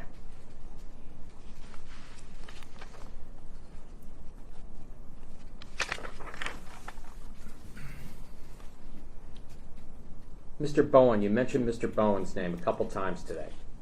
Yes? Yes. He trained you? Or he helped you? No, he didn't train me. He was in Troy, but we met together for mutual trainings. Oh, I see. I misheard that. And you never stepped foot in Troy. That is correct. Okay. And you don't know if my client, Marken, if he ever stepped foot in Troy in 2024, correct? Correct. 2023, you don't know, correct? Correct. 2022, for that matter. Correct. And potentially, for the most part of 2021, you don't know. Yeah, after I had left, no, I have no idea. Right. So, as it relates to my client, he was in the, you guys were friends, yes? Friendly. Friendly. He was in the construction trade, fair? Fair. He did built houses and things of that sort and did construction work at one point in his life, yes? Yes, something with Windows, I believe. Windows, right? Yes. And as a matter of fact, he had a toolbox. You even talk about that toolbox. Few toolboxes. Few toolboxes for maintenance purposes around the building. Correct. And you remember, and I think you even said it to Ms. Agman, you remember he was a facilities director, I think you told the judge. He took care of the facilities, or took care of the maintenance, if you will. It depended. That was one of his roles. That was one of his roles? He did multiple things. Okay. You weren't really sure, you didn't ask a lot of questions. That was at my time when I was training initially in South Lyon. I didn't know exactly what his role was. I just knew that he was doing my training as it regarded to hyperbarics. Okay. And as a matter of fact, that was protocol of, how to bring a patient in, fill out the documents, the logs, things of that sort. As well as run the chamber. He also... He showed you? Yes. And that was in 2017? Yes. Almost 10 years ago. Correct. A lot has changed since that time. Yes? Fair to say, yes. Right, I'll just remind you, you're still under oath. Please have a seat, back on the record. And the King 25000875877, 878, and 876. All attorneys and their clients are accounted for in the courtroom. Go ahead. Thank you so much. Good afternoon. Good afternoon. My name is Ellen Michaels, and I represent Aleta Moffitt. Nice to meet you. Thanks. Nice to meet you too. Aleta was hired after you finished your employment at the Oxford Center, correct? To my knowledge, yes. You've never spoken to her before? No, never met her. Never met her. You've already stated you never stepped foot in the Troy Center? That is correct. And you've already stated that you are unfamiliar with the training procedures that were taking place in 2023, right? Correct. After my time there. 2024, correct? Correct. 2025. Correct. But when you started working, you were trained by shadowing someone on location, right? Correct. Multiple people. Multiple people. And you co-ran chambers so they could see how you did things, right? Correct. You did talk about taking a course. Correct. That would be the safety director's course, right? Well, it was the CHT and safety director. What is Both. CHT? The certified hyperbaric technologist. And safety director course. Correct. Right? I believe they were combined. When you took it, that was 2020, if you recall? That sounds right. Do you remember the term pilot program being used? Not particularly. I might be able to remember if you refresh my memory. When you took the course, was that the first time they offered it? It was, yes. I was the second person to get the certification through Oxford Center. And then after they gave the course to you and the other people at the center, they offered it to people outside of the center, right? That is correct. It wasn't geared towards Oxford employees, right? Yes, that is correct. It was geared towards people running programs in other locations, right? Correct. You also said earlier that you were responsible for training incoming chamber techs, right? I don't think I said that specifically before, but yes, that is correct. That was among my duties. I did train new techs. And that involved shadowing you? Yes. And you taught them how to spin the dials, right? Yes. You did not train them on the use of patient grounding straps, correct? No, we did not use them. The people that you trained to run the chambers did not take the course that you described that you took, right? Not that I'm aware of, no. If they did, you would have known because you had trained them, right? Yes, and I would have known if they took the course. I assume they would have told me, and since it was through the Oxford Center, I assume I would have been notified. Did you ever get notified of any of the techs who operated the chamber taking this safety director course? No, nobody really lasted long enough to get there. And are you aware of any of the techs that you trained and came in after you taking the CHT course? No. You said you received a certificate, right? Correct. Where would that certificate have been stored, if you know? I could find it. It's in a box in my attic somewhere. Oh, you have a copy of it. Yeah, I have a copy. When you were there, was there a human resources person or department? Eventually, in the Brighton location, we did eventually come to a point where we had an HR person, but as far as I know, they did not have any of those records. So that was my next question. Sorry, I got No, that's okay. Do you know what the responsibilities of the HR person was? Not particularly. What makes you think that they didn't have training records? I never gave them to them. I don't even think they ever asked for my diploma. Did anybody ever ask you to do any further outside training? No. When we did the course, I Other don't than think the it was course. particularly an option. that I Other than the remember. course, were you ever asked to do any other training? No.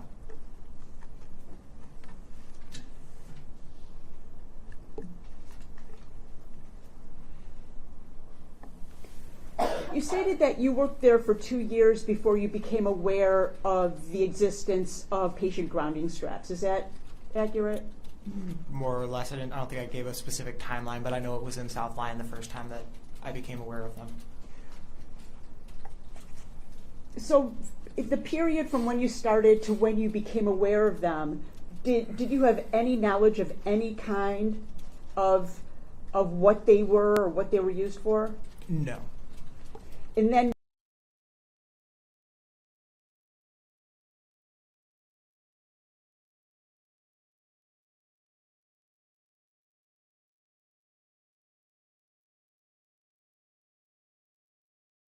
you found out about them, you did not use them. Correct. Did you ever read the Seacrest manual regarding the operation of the hyperbaric chambers? I did, but not like in depth. I mean, as it related to my training, in my day-to-day work, I didn't study it per se. But you did read it? Yes. And following reading that manual, you still didn't use patient grounding straps, right? That is correct. I was told we don't use them. Let's talk about record keeping. You first started keeping records by hand, correct? Correct. And those would go in the file, and those would be the patient records, right? Correct. And then there came a time where you used an electronic record system? Correct. So when you used the electronic record system, after you made an entry into the computer, what'd you do with the paper file? It would remain with the patient's sheet. While they were diving, it was on the back of the chamber. We'd fill it out. After they were done treating, I have no idea what happened to that record. So the electronic record is the actual medical record, right? I don't know which one technically they were using to state as a medical record. You state, I just want to make sure I heard you correctly earlier, that when you were first trained, you would fill out the time that the person got in the chamber, right? Correct. And then you would fill out the time that they would be at depth, right? Yeah, we would fill out the document in its entirety at the beginning of the dive. And when you say it's entirety, I just want to make, if you could explain to me what entirety means. So it would be the start time, the time that it took them to get to pressure, the time that they start coming up, and the time that they get out of the chamber. And then any notes of anything that happened along the way. If they had to be brought up early to go to the bathroom, for example, what would you do to the note taking and the record keeping? I would have added an addendum and noted it and added what time they got out, and then what time it took them to get back, and basically, refill it out and just note it in the note box. Was that common practice? It was common practice, yes.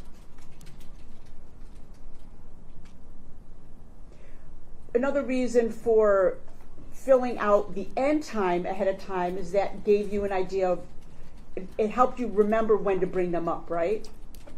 Not really. It was more so just an efficiency thing, because since those numbers were generally pretty set, like instead of coming back to that book multiple times, 10 minutes, hour, 10 minutes, writing it in multiple times, it was just filling it out, and then if something changed, you could add an addendum. But again, later on we did change that practice.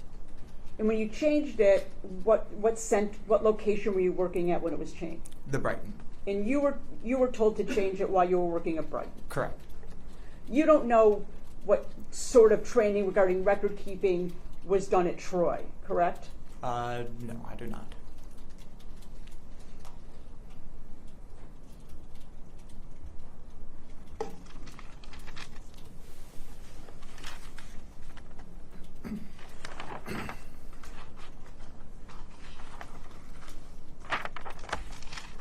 Thank you. I'm nothing further. Thank you.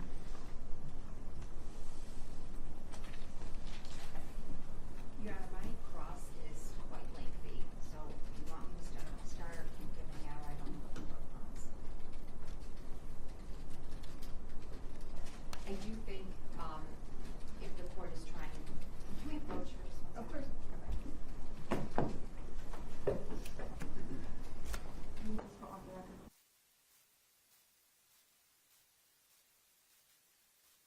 How to proceed.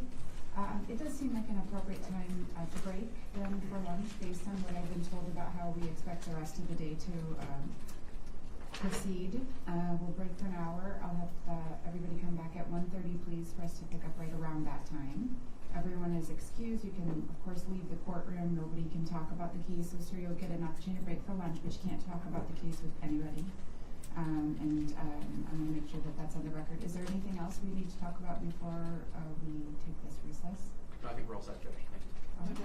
Thank you. We'll see you in about an hour. Thank you.